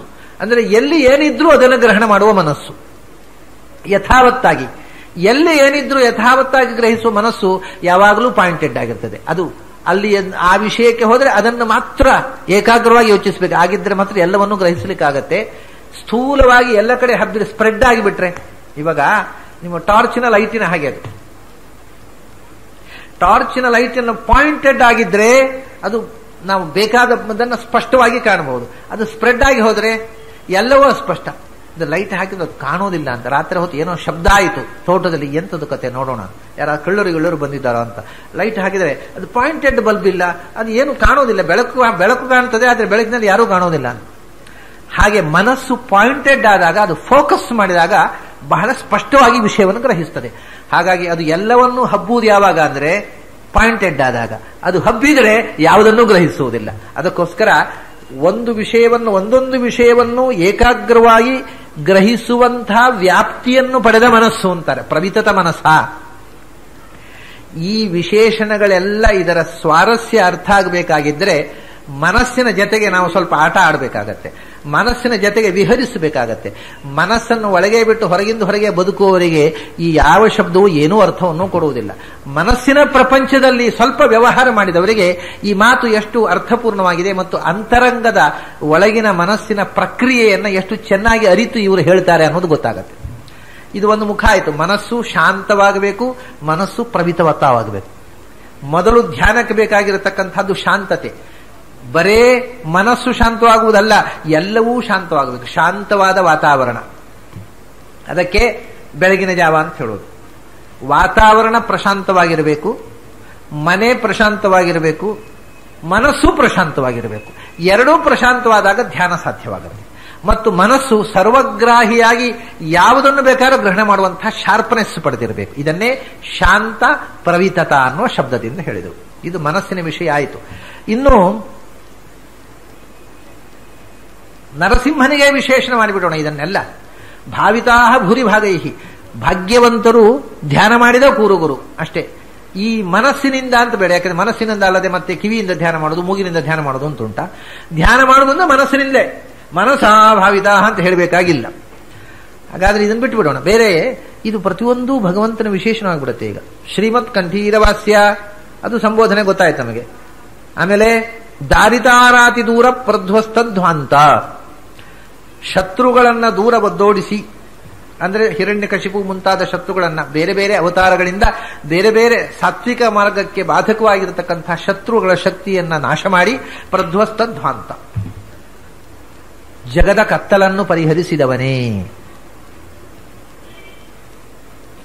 ಅಂತ. ಜಗತ್ತಿನ ಕತ್ತಲನ್ನು ಪರಿಹರಿಸಿದವ. ಆಮೇಲೆ ಶಾಂತ. ನರಸಿಂಹ ನಮಗೆಲ್ಲ ಉಗ್ರನಾಗಿ ಕಂಡ್ರೆ ಆಚಾರ್ಯ ಹೇಳ್ತಾರೆ, ನೀನು ಪರಮ ಸೌಮ್ಯ, ನಿನಗೆ ಸಿಟ್ಟೇ ಇಲ್ಲ, ನೀನು ಮಹಾಶಾಂತ. ನರಸಿಂಹ ತುಂಬಾ ಶಾಂತ. ಈ ನಮ್ಮಲ್ಲಿ ಎರಡು ಥರದ ಶಾಲಗ್ರಾಮಗಳು ಸಿಗ್ತವೆ. ಅದು ಕೆಲವು ಉಗ್ರ ಶಾಲಿಗ್ರಾಮ, ಕೆಲವು ಶಾಂತ ಶಾಲಿಗ್ರಾಮ. ನರಸಿಂಹ ಶಾಲಿಗ್ರಾಮದಲ್ಲಿ ಅದರಲ್ಲಿ ಉಗ್ರ ಶಾಲಿಗ್ರಾಮ ಅಂದ್ರೆ ಬಾಯಿ ದೊಡ್ಡದಾಗಿ ತೆರೆಕೊಂಡಿರುತ್ತೆ, ಅದರಲ್ಲಿ ಕೆಂಪು ರೇಖೆಗಳಿರ್ತವೆ, ಕಲ್ಲಿನಲ್ಲಿ ನೆತ್ತರಿನ ಬಣ್ಣದ ರೇಖೆಗಳಿದ್ದು ಬಾಯಿ ತೆರೆಕೊಂಡಿದ್ರೆ ಅದನ್ನು ಉಗ್ರ ಶಾಲಿಗ್ರಾಮ ಅಂತಾರೆ. ಇನ್ನು ಕೆಲವು ಲಕ್ಷ್ಮೀ ನರಸಿಂಹ ಅಂತ, ಪಕ್ಕದಲ್ಲಿ ಲಕ್ಷ್ಮಿ ಕೂತ್ಬಿಟ್ರೆ ಅವನು ಶಾಂತ ಆಗಿಬಿಡ್ತಾನೆ, ಅದು ಶಾಂತ ಶಾಲಕ. ಅದನ್ನು ಮನೆಯಲ್ಲಿ ಪೂಜೆ ಮಾಡಬಹುದು ಅಂತ ಕೆಲವು ನಂಬಿಕೆಗಳಿವೆ. ಹಾಗೆ ನರಸಿಂಹ ಉಗ್ರನೋ ಶಾಂತನೋ ಅಂತ ಅದು ನಿಮ್ಮ ನಿಮ್ಮ ಅಪ್ರೋಚ್ ಅನ್ನು ಹೊಂದಿಕೊಂಡಿದೆ. ಯಾಕೆಂದ್ರೆ ಹೌದು, ಉಗ್ರ ಯಾರಿಗೆ ಆದದ್ದವ? ಹಿರಣ್ಯಕಶಿಪುವಿಗೆ ಉಗ್ರನಾದ. ಪ್ರಹ್ಲಾದ ಹೋಗಿ ತೊಳೆ ಮೇಲೆ ಕೂತ್ನಲ್ಲ, ಅವನಿಗೆ ಹೆದರಿಕೆ ಆಗಲಿಲ್ಲ, ಅಷ್ಟು 5 ವರ್ಷದ ಮಗು. ಶಾಂತನಾದ ಅಲ್ಲ. ಹಾಗಾದ್ರೆ ಅವನನ್ನು ಶಾಂತಗೊಳಿಸುವುದು, ಉಗ್ರಗೊಳಿಸುವುದು ನಮ್ಮ ಪ್ರವೃತ್ತಿಯನ್ನು ಹೊಂದಿಕೊಂಡಿದೆ. ನಾವು ಕೆಟ್ಟ ಮನೋವೃತ್ತಿಯಿಂದ ಹೋದರೆ ಅವನು ಉಗ್ರನಾಗಿ ಬಿಡ್ತಾನೆ, ನಾವು ಪ್ರೀತಿಯಿಂದ ಹೋದರೆ ಅವನು ಶಾಂತನಾಗಿ ಬಿಡ್ತಾನೆ. ಪ್ರಹ್ಲಾದನಾಗಿ ಭಗವಂತನ ಹತ್ರ ಹೋಗಬೇಕು. ನಾವು ಹಿರಣ್ಯಕಶಿಪವಾಗಿ ಆ ಭಗವಂತನ ಹತ್ರ ಹೋಗಬಾರದು. ಪ್ರಹ್ಲಾದನ ಆವೇಶ ನಮ್ಮಲ್ಲಿ ಬರಬೇಕು. ಬಂದ್ರೆ ಹಿರಣ್ಯಕಶಿಪು ಅತ್ಯಂತ ಪ್ರಿಯವಾದ ವಸ್ತು ಆಗಿಬಿಡ್ತಾನೆ. ಭಾಗವತದಲ್ಲಿ ಇದನ್ನು ಬಹಳ ರೋಚಕವಾಗಿ ಹೇಳಿದ್ದಾರೆ. ಏನು ಅಂದ್ರೆ, ಹಿರಣ್ಯಕಶಿಪು ಸತ್ತು ಬಿಟ್ರೆ ಆಮೇಲೆ ಅವನ ಹತ್ರ ಹೋಗ್ಲಿಕ್ಕೆ ಎಲ್ರಿಗೂ ಹೆದರಿಕೆ. ಆ ಭಯಾನಕವಾದ ದೃಶ್ಯವನ್ನು ಕಂಡು ಅವನ ಎದೆ ಬಗಿದು ನೆತ್ತರನ್ನ ತೊಯ್ದಿರ್ತಕ್ಕಂಥ ಕೈಯಲ್ಲಿ ಆ ಕರುಳ ಮಾಲೆಯನ್ನು ಕೊರಳಲ್ಲಿ ಹಾಕಿ ಕೂತು ಬಿಟ್ಟಿದ್ದಾನೆ. ಹೋಗಿ ದಯವಿಟ್ಟು ಕ್ಷಮಿಸಿ, ಸಮಾಧಾನ ಮಾಡಿಕೊಳ್ಳಿ ಅಂತ ಹೇಳಬೇಕಲ್ಲ, ಹೇಳಲಿಕ್ಕೆ ಯಾರು ಹೋಗುವುದು ಅಂತ ದೊಡ್ಡ ಸಮಸ್ಯೆ ಆಯ್ತಂತೆ. ಇದನ್ನು ಬಹಳ ರೋಚಕವಾಗಿ ಹೇಳ್ತಾರೆ. ಕಡೆಗೆ ಬ್ರಹ್ಮಾದಿ ದೇವತೆಗಳು ಒಬ್ಬೊಬ್ಬರೇ ನೀನು ಹೋಗು, ನಾನು ಹೋಗೋದಿಲ್ಲ ಈಗ ಅಂತ. ನಾನಂತೂ ಈಗ ಹೋಗೋದಿಲ್ಲ. ಯಾರಿಗೂ ಅವನ ಹತ್ರ ಬಂದು ಸಮಾಧಾನನಾಗು, ಶಾಂತನಾಗು ಅಂತ ಹೇಳೋ ಧೈರ್ಯವೇ ಬರಲಿಲ್ಲ. ಅಷ್ಟು ಉಗ್ರವಾಗಿ ಕೂತ್ಬಿಟ್ಟ. ಕಡೆ ದೇವತೆಗಳೆಲ್ಲ ಹೋಗಿ ಲಕ್ಷ್ಮಿ ಹತ್ರ ಹೇಳಿದ್ರಂತೆ, ನೀನಾದ್ರೂ ಹೋಗಿ ನಿಮ್ಮ ಯಜಮಾನರನ್ನು ಸ್ವಲ್ಪ ಸಮಾಧಾನ ಹೇಳು. ಈಗ ನಾನು ಹೋಗೋದಿಲ್ಲ ಅಂತ ಹೇಳ್ತಂತೇಳು. ಅವ್ರು ಸಮಾಧಾನ ಆದ್ಮೇಲೆ ನಾನು ಹೋಗೋದು. ಸಿಟ್ಟಲ್ಲಿ ಹೋದ್ರೆ ನಂಗೂ ಬೈದು ಬಿಡ್ತಾರೆ, ನಾವು ಹೋಗೋದಿಲ್ಲ. ಅಂದ್ರೆ ಬಹಳ ರೋಚಕವಾಗಿ ಇದೊಂದು ಲೌಕಿಕವಾಗಿ ನಡೆಯನ್ನ ಮನೆಯಲ್ಲಿ ಹೇಗೆ ನಡೆಯುತ್ತೆ ಆ ರೀತಿಯಿಂದ ತುಂಬಾ ಸುಂದರವಾಗಿ. ಲಕ್ಷ್ಮಿ ಕೂಡ ನರಸಿಂಹನ ಹತ್ರ, ನಾನು ಅವ್ರ ಕೋಪದಲ್ಲಿದ್ದಾಗ ಹೋದ್ರೆ ನನಗೂ ಏನಾರು ಅಂದು ಬಿಡ್ತಾರೆ, ನಾನು ಹೋಗೋಲ್ಲಪ್ಪ ಅಂತ ಕೂತ್ಬಿಡಿ. ಯಾರೂ ನರಸಿಂಹನ ಹತ್ರ ಹೋಗಲಿಲ್ಲ ಅಂತೆ. ಆಗ ಈ ಪುಟ್ಟ ಬಾಲಕ ಹೋದ. ಈ ಪುಟ್ಟ ಬಾಲಕ ಹೋದ ಕೂಡಲೇ ಪ್ರೀತಿಯಿಂದ ಬೆನ್ನು ಸವರಿ ತೊಡೆಯಲ್ಲಿ ಇಟ್ಟುಕೊಂಡ. ಅದಕ್ಕೆ ಆಚಾರ್ಯ ಹೇಳ್ತಾರೆ, ಇದರ ಅರ್ಥ ಏನು ಅಂದ್ರೆ, ಭಾಗವತದಲ್ಲಿ ಹಾಗೆ ಹೇಳಿದ್ದಕ್ಕೆ ಅರ್ಥ ಏನು? ಹಾಗಾದ್ರೆ ಏನು, ಲಕ್ಷ್ಮಿಗೂ ಸಾಧ್ಯ ಇಲ್ಲ, ಯಾರಿಗೂ ಸಾಧ್ಯ ಇಲ್ಲ, ಪ್ರಹ್ಲಾದನಿಗೆ ಸಾಧ್ಯ ಆಯಿತು ಅಂತ ಅರ್ಥವೋ, ಅಥವಾ ಲಕ್ಷ್ಮೀ ನಿಜವಾಗಿ ಹೆದರಿದ್ಲು, ಬ್ರಹ್ಮದೇವತೆಗಳು ಹೆದರಿದ್ಲು ಅಂತ ಅರ್ಥವೋ? ಏನರ್ಥ? ಏನು ಅಲ್ಲ, ಅದೊಂದು ಕಥೆ ಹೇಳುವ ರೀತಿ. ಅದರ ಅರ್ಥ ಏನು ಅಂದ್ರೆ, ಆ ಕ್ಷಣದಲ್ಲಿ ಪ್ರಹ್ಲಾದನ ವ್ಯಕ್ತಿತ್ವವನ್ನು ಹೈಲೈಟ್ ಮಾಡಬೇಕಿತ್ತು ಭಗವಂತನಿಗೆ. ಅದರಿಂದ ಯಾರೂ ಮುಂದೆ ಬರಲಿಲ್ಲ, ಪ್ರಹ್ಲಾದನನ್ನು ಮುಂದೆ ಕಳಿಸಿದರು. ನಾವು ಕೂಡ ಈಗ ಮನೆಯಲ್ಲಿ ದೊಡ್ಡವರು ಮಕ್ಕಳನ್ನ ನೀನು ಹೋಗು, ನೀನು ಮಾಡಿ ಚೆನ್ನಾಗಿರುತ್ತೆ ಅಂತ ಮಕ್ಕಳ ಹತ್ರ ಮಾಡಿಸ್ತೇವೆ. ಭೇಷ್ ಅಂತೇವೆ. ಮಾಡಿದ ಮೇಲೆ ನೋಡಿದ್ಯಾ ಚೆನ್ನಾಗಿ ಮಾಡಿದೆ. ಆಗ ನಮ್ಮ ಅಪ್ಪನಿಗೂ ಮಾಡ್ಲಿಕ್ಕೆ ಆಗಲಿಲ್ಲ, ನನ್ನನ್ನು ಕಳಿಸಿದ್ರು ಅಂತ ಹೇಳ್ತಾವೆ ಆ ಮಕ್ಕಳು. ಹೇಳ್ಕೊಳ್ಳಿ, ನಮಗೇನು, ನಾವು ಎನ್ಕರೇಜ್ಮೆಂಟಿಗೋಸ್ಕರ ಮಕ್ಕಳ ಕೈಯಲ್ಲಿ ಮಾಡಿಸಿ ಹಾಗೆ ಪ್ರಹ್ಲಾದನ ಭಕ್ತಿಯನ್ನ ಅಭಿವ್ಯಕ್ತಗೊಳಿಸಬೇಕಿತ್ತು. ಅದಕ್ಕೋಸ್ಕರ ಎಲ್ಲ ದೇವತೆಗಳು ಯಾರು ಮುಂದೆ ಹೋಗೋ ಪ್ರಶ್ನೆ ಇಲ್ಲ, ಅವರು ತಟಸ್ಥ ಆಗಿ ನಿಂತರು, ಪ್ರಹ್ಲಾದನನ್ನು ಮುಂದೆ ಕಳಿಸಿದ್ರು ಅಂತ ಅದರ ಅರ್ಥ ಹೊರತು ಅವರೆಲ್ಲ ಹೆದರುಕೊಂಡಿದ್ರು, ಇವನಿಂದಾಯ್ತು, ಇವನಷ್ಟು ತಾಕತ್ತು ಯಾವ ದೇವತೆಗಳು ಇಲ್ಲ, ಹಿಂಗೆಲ್ಲ ಅರ್ಥ ಮಾಡಬೇಡಿ ಪುರಾಣಕ್ಕೆ. ಹಾಗಲ್ಲ, ಒಂದೊಂದು ಸಂದರ್ಭದಲ್ಲಿ ಒಂದೊಂದು ವ್ಯಕ್ತಿತ್ವಕ್ಕೆ ಅಭಿವ್ಯಕ್ತಿ ಕೊಡ್ತಾನೆ ಭಗವಂತ. ಆಗ ಆ ವ್ಯಕ್ತಿಯನ್ನು ಹೈಲೈಟ್ ಮಾಡಿಬಿಡ್ತಾನೆ. ಆದ್ರೆ ಉಳಿದವರೆಲ್ಲ ಅಪ್ರಯೋಜಕರು ಅಂತ ಅರ್ಥಲ್ಲ. ಶಕ್ತಿ ಇದ್ದವರು ತಮ್ಮ ಶಕ್ತಿಯನ್ನು ಪ್ರದರ್ಶನ ಮಾಡದೆ ಅವನ ಶಕ್ತಿ ಅಭಿವ್ಯಕ್ತಿಗೆ ಸುಮ್ಮನೆ ಕೂಡ್ತಾರೆ ತಟಸ್ಥರಾಗಿ. ಶಕ್ತಿ ಇದ್ದವರೆಲ್ಲ ಪ್ರದರ್ಶನ ಮಾಡ್ತಾರೇನು? ಅಗತ್ಯ ಇಲ್ಲ, ಶಕ್ತಿಯನ್ನು ಪ್ರದರ್ಶನ ಮಾಡತಕ್ಕಂಥ ಅಗತ್ಯ ಇಲ್ಲ. ಹಾಗೆ ಪ್ರಹ್ಲಾದ ಹೋದಾಗ ಶಾಂತನಾಗಿ ಬಿಟ್ಟ. ಅಂಥ ಪ್ರಹ್ಲಾದ ವರದ ಶ್ರೀಮಾನ್ ಭಕ್ತಾನಾಂ ಅಭಯಪ್ರದ ಅಂತ ಹೇಳಿದೆ ನಾನು. ಭಕ್ತಾನಾಂ ವಿಷ್ಣು ನರಸಿಂಹ ಸ್ತೋತ್ರದಲ್ಲಿ ಬರತಕ್ಕಂಥ ಒಳ್ಳೆಯ ನಾಮಗಳಿದು. ಶ್ರೀ ನರಸಿಂಹ ಪುಷ್ಕರಾಕ್ಷ. ಅವನು ಮೊದಲು ಹೇಗೆ ಹೇಳ್ತಾರೆ, ನರಸಿಂಹ ಅಂದ್ರೆ ಅವನು ಪುಷ್ಕರಾಕ್ಷ, ತಾವರೆಗಣ್ಣಿನ ಸುಂದರವಾದ ಮೂರ್ತಿ ಅದು. ಒಂದರ ಮೊದಲು ಶ್ರೀ ನರಸಿಂಹ ಪುಷ್ಕರಾಕ್ಷ, ತಾವರೆಗಣ್ಣಿನ ಸುಂದರ ಮೂರ್ತಿ. ಆದರೆ ಕರಾಳ ವಿಕೃತಾನನಃ, ಅಯ್ಯೋ ಅವನ ಬಾಯಿ ತೆರೆದ ನಿಂತರೆ ಅದನ್ನು ನೋಡ್ಲಿಕ್ಕೆ ಸಾಧ್ಯ ಇಲ್ಲ. ಅಂಥ ಭಯಾನಕವಾದಂತಹ ಶತ್ರುಗಳನ್ನು ಕಬಳಿಸುವುದಕ್ಕೆ ಸಿದ್ಧವಾದ ತೆರೆದ ಬಾಯಿ, ಸುಂದರವಾದ ತಾವರೆಗಣ್ಣಿನ ಮುಖ ಅಂತಾರೆ. ತಕ್ಷಣ ಕರಾಳವಾದ ಮುಖ.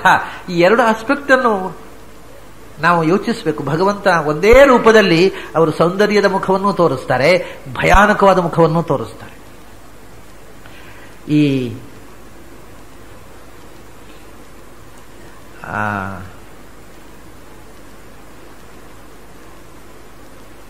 ಭಗವಂತನನ್ನ ಸಾಮಾನ್ಯ ಪೂಜಾ ಕಾಲದಲ್ಲಿ ಅಥವಾ ಬೆಳಿಗ್ಗೆ ಎದ್ದು ಹೇಳ್ತಕ್ಕಂಥ ಒಂದು ಸ್ತೋತ್ರ ಇದೆ, ಕರಾವಲಂಬನ ಸ್ತೋತ್ರ. ಆ ಸರ್ವಗಶ್ಚೈವ ಸರ್ವಾತ್ಮ ಸರ್ವಾವಸ್ಥಾಸು ಅಚ್ಯುತ. ಅಲ್ಲಿ ನೃಸಿಂಹ ಹೃದಯ ಕರಾವಲಂಬನಂ ದೇಹಿ ಶ್ರೀಕೃಷ್ಣ ಕಮಲೇಕ್ಷಣ. ಅದರ ಮುಂದೆ ರಮಸ್ವ ಹೃದಯ ನೃಸಿಂಹ ಪುಂಡರೀಕಾಕ್ಷ. ನರಸಿಂಹನಿಗೆ ವಿಶೇಷಣ. ತಾವರೆಗಣ್ಣಿನ ನರಸಿಂಹನೇ, ನರಸಿಂಹ ಹೃದಯೇ ಮಮ, ನನ್ನ ಹೃದಯದಲ್ಲಿ ನೆಲೆಸು, ನನಗೆ ಶರಣ ಆಶ್ರಯನಾಗು ಅಂತ ಶರಣಾಗತಿ ಪ್ರಾರ್ಥನೆಯಲ್ಲಿ ನರಸಿಂಹ ಸ್ತೋತ್ರ ಬಂದಾಗ ರಮಸ್ವ ಪುಂಡರೀಕಾಕ್ಷ ಹೃದಯೇ ಮಮ ಸರ್ವದ, ಅವನನ್ನು ಪುಂಡರೀಕಾಕ್ಷ ಅಂತ ಕರೀತಾರೆ. ಇದು ಶರಣಾಗತಿ ಸ್ತುತಿನ ಹೇಳತಕ್ಕಂಥ ಪ್ರಾತಃ ಕಾಲದಲ್ಲಿ ಹೇಳತಕ್ಕಂಥ ಪದ್ಯಗಳಲ್ಲಿ ಇಂಥ ಒಂದು ಪದ್ಯ ಇದೆ. ತ್ರಾಹಿ ಜಗನ್ನಾಥ ವಾಸುದೇವಾಚ್ಯುತಾವ್ಯಯ ಮಾಂ ಸಮುದ್ಧರ ಗೋವಿಂದ ದುಃಖ ಸಂಸಾರ ಸಾಗರಾತ್. ಇವೆಲ್ಲ ಆ ಪ್ರಾತಃ ಕಾಲದಲ್ಲಿ ಹೇಳ್ತಕ್ಕಂಥ ಶರಣಾಗತಿ ಪದ್ಯಗಳು. ಅದರಲ್ಲಿ ಒಂದು ಪುಂಡರೀಕಾಕ್ಷನಾದ ನರಸಿಂಹನ ಪ್ರಾರ್ಥನೆ ಇದೆ. ರಮಸ್ವ ಪುಂಡರೀಕಾಕ್ಷ ನೃಸಿಂಹ ಹೃದಯೇ ಮಮ ಅಂತ. ಆದ್ದರಿಂದ ಅವನು ಪುಂಡರೀಕಾಕ್ಷ, ತಾವರೆಗಣ್ಣಿನವ, ಆದರೆ ಕರಾಳ ವಿಕೃತಾನನ. ಹಿರಣ್ಯ ಕಶಿಪೋರು ವಕ್ಷೋ ವಿದಾರಣ ನಖಾಂಶುಕಃ, ಹಿರಣ್ಯ ಕಶಿಪುವಿನ ಎದೆಯನ್ನು ಬಗಿದಂಥ ಉಗುರುಗಳುಳ್ಳವ. ಆಮೇಲೆ ತಕ್ಷಣ ಪ್ರಹ್ಲಾದ ವರದ ಶ್ರೀಮಾನ್ ಅಪ್ರಮೇಯ ಪರಾಕ್ರಮ. ಹಿರಣ್ಯ ಕಶಿಪುವಿನ ಎದೆಯನ್ನು ಬಗಿದ ಕೂರುಗುರುಗಳುಳ್ಳವ, ಆದರೆ ಪ್ರಹ್ಲಾದನನ್ನು ಪ್ರೀತಿಯಿಂದ ಮೈದಡವಿ ವರವಿತ್ತ ನರಸಿಂಹ. ಅಪ್ರಮೇಯ ಪರಾಕ್ರಮ. ಅಲ್ಲಿಂದ ಮುಂದೆ ಹೋಗ್ತಾರೆ. ಅಭಕ್ತ ಜನಸಂಹಾರಿ, ತಕ್ಷಣ ಪ್ರಹ್ಲಾದನಿಗೆ ವರ ಕೊಟ್ಟವ, ಆದರೆ ಅಭಕ್ತರನ್ನು ನಿರ್ನಾಮ ಮಾಡುವವ. ಅಭಕ್ತ ನಿರ್ನಾಮ ಮಾಡಿದ ತಕ್ಷಣ ಅಲ್ಲಿಂದ ಪುನಃ ಸೌಮ್ಯಕ್ಕೆ ಬರ್ತಾರೆ. ಭಕ್ತಾನಾಂ ಅಭಯಪ್ರದ, ಅವನು ಭಯಪ್ರದನೂ ಹೌದು, ಅವನು ಅಭಯಪ್ರದನು. ಹೀಗೆ ಪರಸ್ಪರ ಒಂದು ವಿಶೇಷಣದಲ್ಲಿ ಭಯಾನಕವಾದ ಮುಖ, ಅದರ ನೆಕ್ಸ್ಟ್ ನಾಮದಲ್ಲಿ ಅಭಯಪ್ರದವಾದಂತಹ ಮುಖ ಕೊಟ್ಟುಕೊಂಡು ಭಗವಂತನನ್ನು ನಾವು ಹೇಗೆ ಚಿಂತಿಸಬೇಕು ಅನ್ನುವಂತಹ ಒಂದು ನೆಲೆಯನ್ನ ತೋರಿಸ್ತಾರೆ. ಅದನ್ನೇ ಇಲ್ಲಿ ಶಾಂತ ಅಂತಂದ್ರು. ದಾರಿತಾರಾತಿ ದೂರ ಪ್ರಧ್ವಸ್ತಧ್ವಾಂತ ಅನ್ನೋಲ್ಲಿ ಭೀಕರವಾದ ಮುಖ ತೋರಿಸಿದ್ರು. ಶತ್ರುಗಳನ್ನ ದೂರಕ್ಕೆ ಒದ್ದೆಸೆದ ಭಯಾನಕವಾದ ರೂಪ, ಆದರೆ ಪರಮಶಾಂತವಾದ ರೂಪ. ಆಮೇಲೆ ಪ್ರವಿತತ ಎಲ್ಲ ಕಡೆ ತುಂಬಿರತಕ್ಕಂಥ ರೂಪ.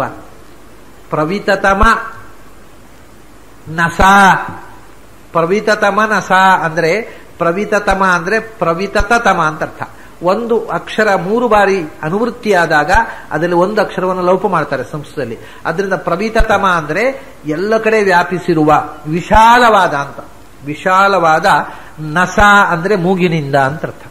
ಪ್ರವಿತತಮ ನಸ, ವಿಶಾಲವಾದ ಮೂಗು ಅಂದ್ರೆ ಸಿಂಹದ ಮೊರೆ, ಅದರಲ್ಲಿ ಮೂಗು ಮೇಲಿನಿಂದ ಎದ್ದು ಕಾಣುತ್ತದೆ. ಅಷ್ಟೇ ಅಲ್ಲ, ಆ ನೆತ್ತರ ವಾಸನೆಯಿಂದ ಅರಳಿದ ಮೂಗು. ಪ್ರವಿತತಮ ನಸ ಅಂದ್ರೆ ಅರಳಿದ ಮೂಗಿನಿಂದ ಕೂಡಿರತಕ್ಕ ನರಸಿಂಹ ಅಂತ. ಶಾಂತ ಅಂತಂದ್ರು ಶತ್ರುವಿನ ನೆತ್ತರ ವಾಸನೆಯಿಂದ ಅರಳಿದ ಮೂಗಿನ ನರಸಿಂಹ ಅಂದ್ರು. ತಕ್ಷಣ ಆ ದುಷ್ಟ ಸಂಹಾರದ ಒಂದು ಭೀಕರ ಮುಖವನ್ನು. ಅಂಥ ಭಗವಂತ ಭೂರಿಭಾಗೈಹಿ ಭಾವಿತಾಹ, ಭಗವಂತನ ಕೂರುಗುರುಗಳು ಪುಣ್ಯವಂತರು ನೆನೆದಂಥ ಕೂರುಗುರುಗಳು. ಆ ರೀತಿಯ ಕೂರುಗುರುಗಳು ನಮ್ಮನ್ನು ರಕ್ಷಿಸಲಿ. ಇದು ಒಂದು ಶ್ಲೋಕ. ನಖಸ್ತುತಿ ಇದು ಒಂದೇ. ಇನ್ನೊಂದು ಶ್ಲೋಕ ವಾಯುಸ್ತುತಿ ಜೊತೆಗೆ ಹೇಳುವಂತಹದ್ದು ಪ್ರಾಚೀನ ಪುಸ್ತಕದಲ್ಲಿ ಇಲ್ಲದೇ ಇದ್ದರೂ ಕೂಡ ಅದು ಆಚಾರ್ಯರು ಮಾಡಿದಂಥ ಇನ್ನೊಂದು ಸಂದರ್ಭದಲ್ಲಿ ಮಾಡಿರಬಹುದು. ಆ ಶ್ಲೋಕದ ಭಾವವನ್ನು ಹೇಳಿಬಿಡುತ್ತೇನೆ. 2ನೇ ಶ್ಲೋಕ ಸೃಗ್ಧರದಲ್ಲೇ ಇದೆ. ಲಕ್ಷ್ಮೀಕಾಂತ ಸಮಂತತೋಪಿ ಕಲಯನ್ನೈವೇಶಿತುಸ್ತೆ ಸಮಂ ಪಶ್ಯಾಮ್ಯುತ್ತಮ ವಸ್ತು ದೂರತರತೋಪಾಸ್ತಂ ರಸೋ ಯೋಷ್ಟಮಃ ಯದ್ರೋಷೋತ್ಕರ ದಕ್ಷನೇತ್ರ ಕುಟಿಲ ಪ್ರಾಂಥೋತ್ಥಿತಾಗ್ನಿಸ್ಫುರತ್ ಕದ್ಯೋತೋಪಮ ವಿಸ್ಫುಲಿಂಗ ಭಸಿತಾ ಬ್ರಹ್ಮೇಶ ಶಕ್ರೋತ್ಕರಾ.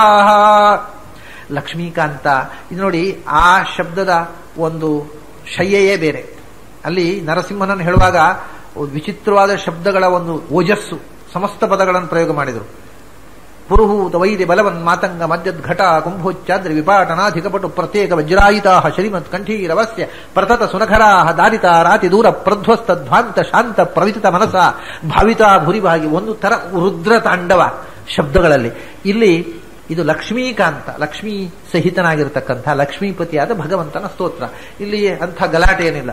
ಅದನ್ನು ಇಲ್ಲಿಯ ಶಬ್ದಗಳು ನೋಡಿ. ಲಕ್ಷ್ಮೀಕಾಂತ ಸಮಂತತೋಪಿ ಕಲಯನ್, ಇಲ್ಲಿ ಎಷ್ಟು ಬಿಡಿ ಬಿಡಿಯಾದ ಶಬ್ದಗಳಿವೆ.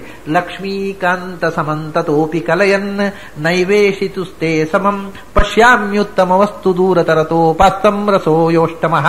ಇಲ್ಲಿ ತನಕ ಬಹಳ ಸರಳವಾದಂತಹ ಶಬ್ದಗಳನ್ನು ಹಾಕಿದ್ರು. ಮುಂದೆ ಪುನಃ ಸಮಸ್ತವಾದ ಪದ ಬರುತ್ತೆ. ಲಕ್ಷ್ಮೀಕಾಂತ,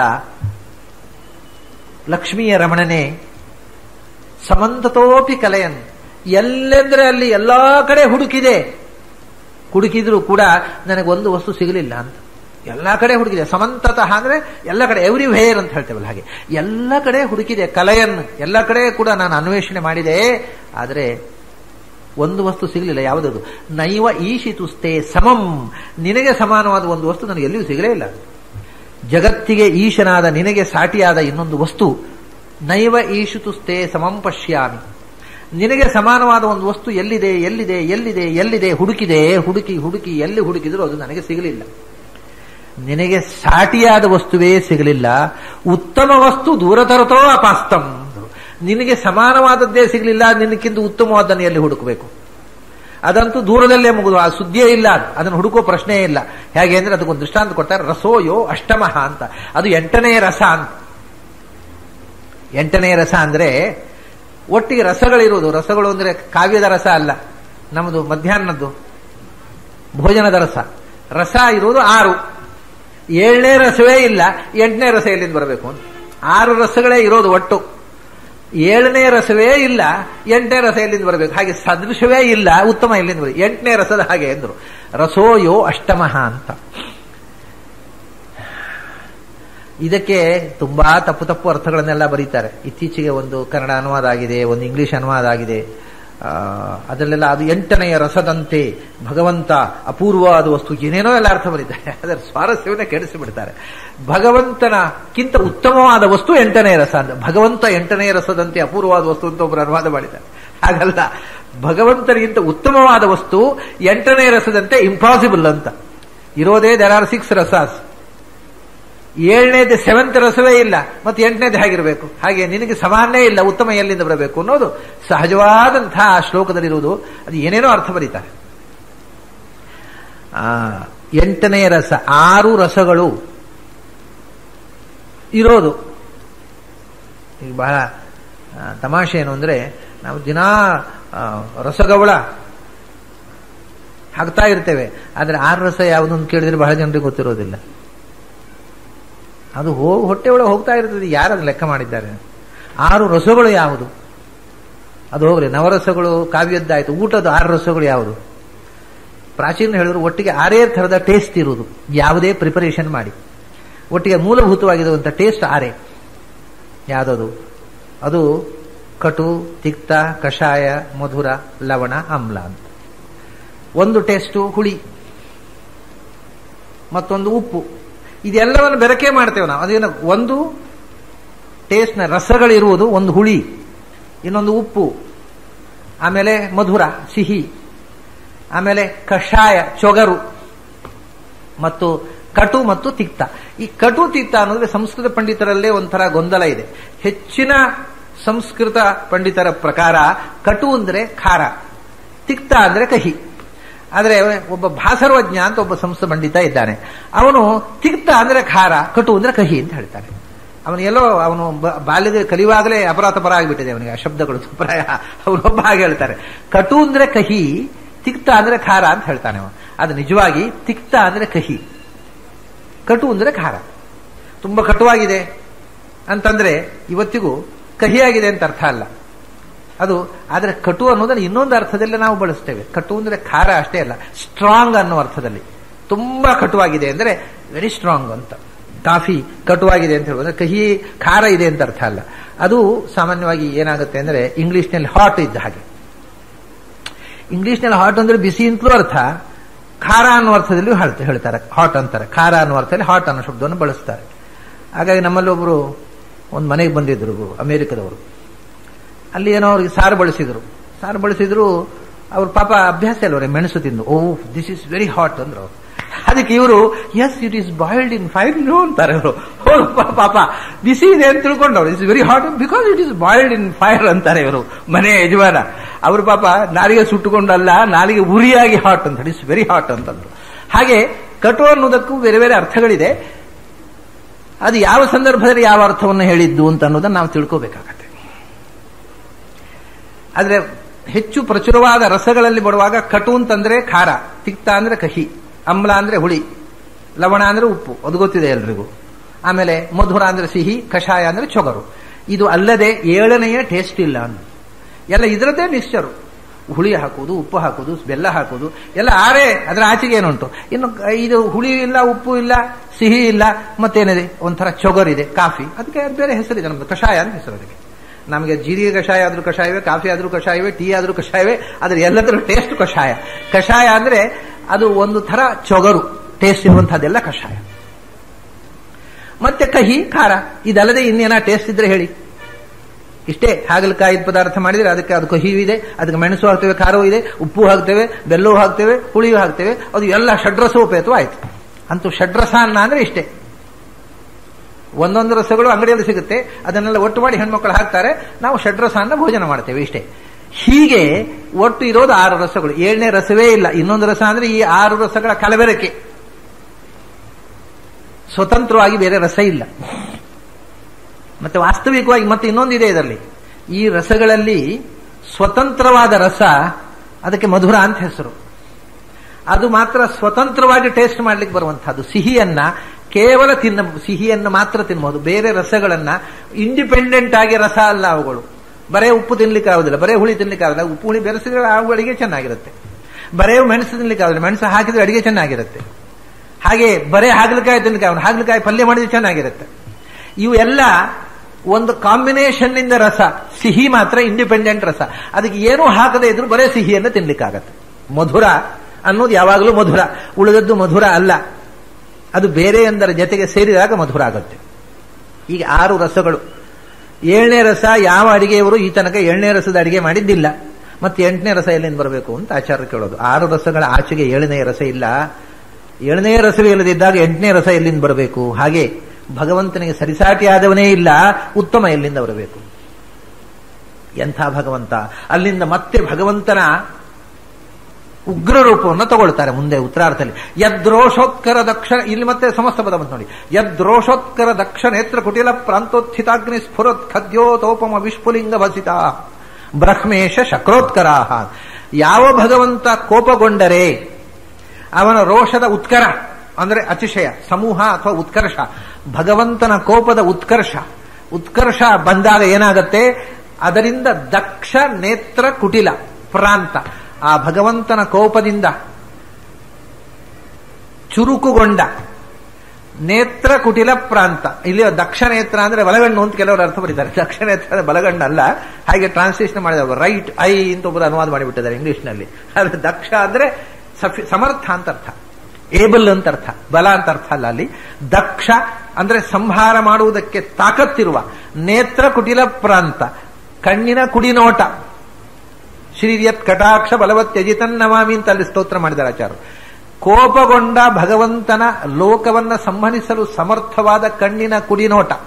ಯದ್ ರೋಷೋತ್ಕರ ದಕ್ಷ ನೇತ್ರ ಕುಟಿಲ ಪ್ರಾಂತ, ಕಣ್ಣಿನ ಕುಟಿಲ ಪ್ರಾಂತ ಅಂದ್ರೆ ಕಣ್ಣಿನ ಓರೆನೋಟ, ತುದಿ, ಕಣ್ಣ ತುದಿಯ ಓರೆನೋಟ. ಆ ಪ್ರಾಂತ ಉತ್ಥಿತ, ಪ್ರಳಯ ಕಾಲದಲ್ಲಿ ಭಗವಂತ ಹೇಗೆ ಸಂಹಾರ ಮಾಡ್ತಾನೆ ಅಂದ್ರೆ ಪ್ರಾಂತ ಉತ್ಥಿತ ಅಗ್ನಿ ಸ್ಫುರತ್ ಖದ್ಯೋತ. ಆ ಕಣ್ಣಿನಿಂದ ಕೋಪದ ಬೆಂಕಿಯ ಕಿಡಿ, ಆ ಕಣ್ಣಿನಲ್ಲಿ ಬೆಂಕಿಯ ಜ್ವಾಲೆ ಹೊರಗೆ ಬರುತ್ತಂತೆ. ಆ ಅಗ್ನಿ ಸ್ಫುರತ್ ಖದ್ಯೋತೋಪಮ ವಿಸ್ಫುಲಿಂಗ, ಆ ಬೆಂಕಿಯಲ್ಲಿ ಕಿಡಿ ಹಾರುತ್ತಂತೆ. ಆ ಕಿಡಿ ಹೇಗೆ ಅಂದ್ರೆ ಮಿಂಚು ಹುಳದಂತೆ, ಖದ್ಯೋತ ಅಂದ್ರೆ ಮಿಂಚು ಹುಳದಂತೆ ಆ ಬೆಂಕಿ, ಕಣ್ಣಿನ ಕೋಪದ ಬೆಂಕಿಯ ಕಿಡಿಗಳಿದ್ದಾವಲ್ಲ, ವಿಸ್ಫುಲಿಂಗ, ಆ ಕಿಡಿಗಳು ಬೆಂಕಿಯ ಜ್ವಾಲೆ ಬಿಡ್ರಿ ಆ ಮಾತು. ಆ ಭಗವಂತನ ಕೋಪದ ಬೆಂಕಿಯ ಕಿಡಿಯಲ್ಲಿ ಬ್ರಹ್ಮಾದಿ ಸಮಸ್ತ ದೇವತೆಗಳು ಬೂದಿಯಾಗಿ ಹೋದ್ರು. ಒಂದು ಬರೇ ಕಿಡಿಯಲ್ಲಿ, ಬೆಂಕಿಯ ಜ್ವಾಲೆಯಲ್ಲೆಲ್ಲ ಆ ವಿಸ್ಫುಲಿಂಗ, ಒಂದು ಕಣ್ಣ ಕೋಪದ ಬೆಂಕಿಯ ಒಂದು ಕಿಡಿ ಉಂಟಲ್ಲ, ಆ ಕಿಡಿಯಲ್ಲಿ ಭಸಿತಾಹ ಬೂದಿಯಾಗಿ ಹೋದ್ರು. ಯಾರು? ಬ್ರಹ್ಮೇಶ ಶಕ್ರ ಉತ್ಕರಾಹ, ಬ್ರಹ್ಮರುದ್ರ ಇಂದ್ರಾದಿ ದೇವತೆಗಳ ಸಮಸ್ತ ರಾಶಿ ಭಗವಂತನ ಕೋಪದ ಕುಡಿಗಣ್ಣ ನೋಟದ ದಿಂದ ಚಿಮ್ಮಿದ ಬೆಂಕಿಯ ಒಂದು ಕಿಡಿಯಲ್ಲಿ ಬ್ರಹ್ಮಾದಿ ಸಮಸ್ತ ವಿಶ್ವ ಬೂದಿಯಾಗಿ ಹೋದೀತು. ಅಂಥ ಪ್ರಳಯ ಕಾಲದಲ್ಲಿ ವಿಶ್ವವನ್ನು ಸಂಹಾರ ಮಾಡತಕ್ಕಂಥ ಶಕ್ತಿಯದು. ಅಂಥ ಭಗವಂತ ನಿನಗೆ ಇಡೀ ಜಗತ್ತನ್ನ ನಾಶ ಮಾಡಿ ಯಾವುದೂ ಇಲ್ಲದೆ ಇದ್ದಾಗಲೂ ಇರತಕ್ಕ ನೀನು, ನಿನಗೆ ಸಾಟಿಯಾದದ್ದನ್ನು ಎಲ್ಲಿ ಹುಡುಕಲಿ ನಾನು, ನಿನ್ನನ್ನು ಮಿಗಿಲಾದದ್ದನ್ನು ಎಲ್ಲಿ ಹುಡುಕಲಿ ಅಂತ ಅನ್ನುವಂಥ ಪ್ರಾರ್ಥನೆಯನ್ನು ಮಾಡತಕ್ಕ 2ನೇ ಸ್ತೋತ್ರ. ಇಲ್ಲಿ ಉತ್ತರಾರ್ಧದಲ್ಲಿರುವ ಆ ಕೋಪದ ಆಸ್ಪೆಕ್ಟ್ ತಗೊಂಡ್ರೆ ನರಸಿಂಹನ ಸ್ತೋತ್ರವು ಹೌದು ಇದು ಅಂತ ಹೇಳ್ಬೋದು. ನರಸಿಂಹನ ಉಗುರಿನ ಸ್ತುತಿ ಇಲ್ಲದೆ ಇದ್ರು ನರಸಿಂಹನ ಕಣ್ಣು ಅಲ್ಲಿ ಉಗುರು, ಆದರೆ ಇದಲ್ಲಿಯೂ ನರಸಿಂಹನ ಸ್ತೋತ್ರ ಹೌದು ಅಂತ ಒಪ್ಪಿಕೊಳ್ಳುವುದಕ್ಕೇನೂ ತಪ್ಪಿಲ್ಲ. ಅದರಿಂದ 2 ಒಟ್ಟಿಗೆ ಪಠಿಸುವುದರಲ್ಲಿ ಒಂದು ಔಚಿತ್ಯವೂ ಇದೆ. ಇದರಲ್ಲಿ ನರಸಿಂಹನ ಉಲ್ಲೇಖ ಇಲ್ಲ, ಆದರೆ ಆ ಕೋಪದ ವರ್ಣನೆ ಇದೆ. ಭಗವಂತನ ಕೋಪ ಅನ್ನುವುದನ್ನು ನಾವು ನರಸಿಂಹನ ರೂಪದಲ್ಲಿಯೂ ಧ್ಯಾನ ಮಾಡುವುದಕ್ಕೆ ಅನುಗುಣವಾಗಿದೆ ಈ ಶ್ಲೋಕ. ಹೀಗೆ ವಾಯುಸ್ತುತಿಯ ಪ್ರಾರಂಭದಲ್ಲಿ ಹೇಳತಕ್ಕ 2 ಶ್ಲೋಕಗಳನ್ನ ನಾವು ಇವತ್ತು ನೋಡಿದೆವು. ಅದರ ಮೊದಲನೆಯ ಶ್ಲೋಕ ಋಷಿಕೇಶ ತೀರ್ಥರು ಬರೆದಿಟ್ಟದ್ದು, 2ನೇದು ಚಾಲ್ತಿಯಲ್ಲಿ ಇರುವುದರಿಂದ ಅದನ್ನು ನಾನು ಸೇರಿಸಿ ಹೇಳಿದೆ.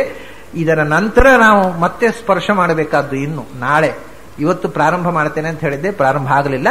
ನಾಳೆ ಆಚಾರ್ಯರ ಆ ಪಲ್ಲವಿ ಸಮೇತವಾಗಿ ವಾಗ್ಗೇಯಕಾರರು ದಾಸ ಸಾಹಿತ್ಯಕ್ಕೆ ಸ್ಫೂರ್ತಿ ನೀಡಿದಂತಹ ಸ್ತೋತ್ರ ವಂದಿತ ಶೇಷ ವಂದ್ಯೋರು ವೃಂದಾರಕಂ ಚಂದನ ಚರ್ಚಿತೋದಾರಪಿ ನಾಂಸಕಂ ಇಂದಿರಾ ಚಂಚಲ ಪಾಂಗನಿ ರಾಜಿತಂ ಮಂದರೋದ್ಧಾರಿ ವೃತ್ತೋದ್ಭುಜ ಭೋಗಿನಂ ಅಂತ. ಇದು ಮತ್ತೆ ಇದು ಬಹಳ ವಿಚಿತ್ರ. ಇದು ಈಗ ನಾವು ಸ್ರಗ್ಧರ ವೃತ್ತದ ಒಂದು ಪದ್ಯವನ್ನು ನೋಡಿದೆವು. ಇದರ ಮುಂದಿನ ಈ ಪದ್ಯಕ್ಕೆ ಇದರ ಛಂದಸ್ಸಿನ ಹೆಸರು ಸ್ರಗ್ವಿಣಿ ಅಂತ. ಮಾಲೆ ಹೊತ್ತ ಛಂದಸ್ಸು ಅಂತೆ ಸ್ರಗ್ವಿಣಿ. ಈ ವಂದಿತ ಶೇಷ ವಂದ್ಯೋರು ವೃಂದಾರಕಂ ಈ ಛಂದಸ್ಸಿಗೆ ಹೆಸರು ಅಂದ್ರೆ ಮೊದಲು ಗುರು ಲಘು ಗುರು, ಗುರು ಲಘು ಗುರು, ಗುರು ಲಘು ಗುರು, 4 ರಗಣಗಳಿಂದ ಕೂಡಿರತಕ್ಕಂಥದ್ದು. ಈ ಛಂದಸ್ಸಿಗೆ ಹೆಸರು ಸ್ರಗ್ವಿಣಿ ಅಂತ. ಮಾಲೆ ಹೊತ್ತ ಹುಡುಗಿ ಅಂತ ಸ್ರಗ್ವಿಣಿ ಅಂದ್ರೆ. ಆ ಮಾಲೆಯನ್ನು ಧರಿಸಿದ ಹುಡುಗಿಯಂತೆ ಸುಂದರವಾದ ನಡೆಯಲ್ಲಿ ಸಾಗುವ ಛಂದಸ್ಸು ಅದು. ಆದ್ದರಿಂದ ಆ ಮಾಲೆಯನ್ನ ಬಳಕಿಸುತ್ತಾ ನಡೆಯುವಂತಹ ಒಂದು ಲಾಲಿತ್ಯ ಈ ಛಂದಸ್ನಲ್ಲಿದೆ. ಈ ಮೊದಲು ಬಂದದ್ದು ತೋಟಕದಲ್ಲಿ ಒಂಥರ ಡ್ರಮ್ಮಿನ ಬಾರಿಸ್ತಕ್ಕಂಥ ಧ್ವನಿ ಇದ್ರೆ ಇದರಲ್ಲಿ ಲಾಲಿತ್ಯ ಇದೆ. ಅದು ಒಬ್ಬ ಸೈನಿಕ, ವೀರನಾದ ಸೈನಿಕನ ನಡೆಯ ಗತ್ತು. ಕುರುಭಂ ಶ್ವಚಕರ್ಮ ನಿಜಂ ನಿಯತಂ ಹರಿಪಾದ ವಿನಮ್ರಧಿಯಾ ಸತತಂ. ಒಬ್ಬ ಸೈನಿಕನ ನಡೆಯ ಗತ್ತಿದ್ರೆ ಇದು ಒಳ್ಳೆ ಬಳುಕುತ್ತಾ ನಡೆಯುವ ಹುಡುಗಿಯ ನಡೆಯ ಗತ್ತು ಇದರಲ್ಲಿದೆ. ಅದಕ್ಕೆ ತೋಟಕ ಅಂತ ಹೇಳಿ ಇದಕ್ಕೆ ಸ್ರಗ್ವಿಣಿ ಅಂತ ಹೆಸರು. ವಂದಿತ ಶೇಷ ವಂದ್ಯೋರು ವೃಂದಾರಕಂ. ಇದನ್ನು ವಂದಿತ ಶೇಷ ವಂದ್ಯೋರು ವೃಂದ ಬರುವುದಿಲ್ಲ. ಇದನ್ನ ಆ ರೀತಿ ಸೈನಿಕನ ನಡೆ ಇಲ್ಲ ಇದರಲ್ಲಿ. ಇದು ಸ್ರಗ್ವಿಣಿ ಅಂತ ಅಂದ್ರೆ ಮಾಲೆ ಹೊತ್ತು ನಡೆಯುವ ಹುಡುಗಿಯಂತೆ ಸಾಗುವ ಛಂದಸ್ಸು ಇದು. ಈ ಛಂದಸ್ಸಿನಲ್ಲಿ ಭಗವಂತನ ಒಂದು ಸ್ತೋತ್ರ ಮಾಡಿದ್ದಾರೆ ಆಚಾರ್ಯ 12 ಪದ್ಯಗಳಲ್ಲಿ. ಅದು ಪ್ರಾಯ ಯಾವುದೋ ಒಂದು ವಿಶಿಷ್ಟವಾದ ಕ್ಷೇತ್ರದಲ್ಲಿ, ಒಂದು ವಿಶಿಷ್ಟ ದೇವಸ್ಥಾನದಲ್ಲಿ ಭಗವಂತನ ರೂಪವನ್ನು ಕಂಡು ಈ ಸ್ತೋತ್ರ ಮಾಡಿರಬೇಕು. ಯಾವ ದೇವಸ್ಥಾನದಲ್ಲಿ ಯಾವ ಕ್ಷೇತ್ರದಲ್ಲಿ ಹೋದಾಗ ಆಚಾರ್ಯರು ಬರೆದರೋ ಅದಕ್ಕೆ ಏನೂ ದಾಖಲೆ ಇಲ್ಲ ನಮ್ಮ ಹತ್ರ. ಅದಕ್ಕೆ ಒಂದು ಕಥೆ ಕಟ್ಟುವ ಅಭ್ಯಾಸ ನನಗಿಲ್ಲ. ಇಲ್ಲದ್ರೆ ಇಂಥ ದೇವಸ್ಥಾನದಲ್ಲಿ ಹೀಗೆ ಕೂತಿದ್ದಾಗ ಹೀಗೆ ಕಂಡಿತು ಅಂತ ಕಥೆ ಹೇಳ್ಬೋದಿತ್ತು. ನನಗೆ ಆ ಅಭ್ಯಾಸ ಇಲ್ಲ. ಅಧಿಕೃತವಾಗಿ ಯಾವುದೇ ದಾಖಲೆ ಇಲ್ಲ. ಯಾವ ದೇವಸ್ಥಾನದಲ್ಲಿ ಕಾಣಲಿ ಚೆನ್ನಾಗಿದೆ, ಸುಂದರವಾಗಿದೆ. ಆ ಸ್ತೋತ್ರದ ಅನುಸಂಧಾನವನ್ನ ನಾಳೆ ಸಂಜೆ, ನಾಳೆ ಬೆಳಿಗ್ಗೆ ಉಪನಿಷತ್ತಿದೆ. ನಾಳೆ ಉಪನಿಷತ್ತು ಮಂಗಳ ಆಗಬೇಕು. ಮಾಂಡೂಕೋಪನಿಷತ್ತಿನ ಕೊನೆಯ ಖಂಡದ ಬ್ರಹ್ಮದೃಷ್ಟ ಮಂತ್ರಗಳನ್ನು ನಾಳೆ ನೋಡಿ ಮುಗಿಸಿಬಿಟ್ರೆ ನಾಳೆ ಸಂಜೆ ವಂದಿತಾಶೇಷ ವಂದ್ಯೋರು ವೃಂದಾರಕಂ ಅನ್ನೋ ಪದ್ಯಕ್ಕೆ ಬರೋಣ. ಅಲ್ಲಿ ತನಕ ನಿಮಗೆಲ್ಲ ಅಭಿನಂದನೆಗಳು ಮತ್ತು ನಮಸ್ಕಾರ.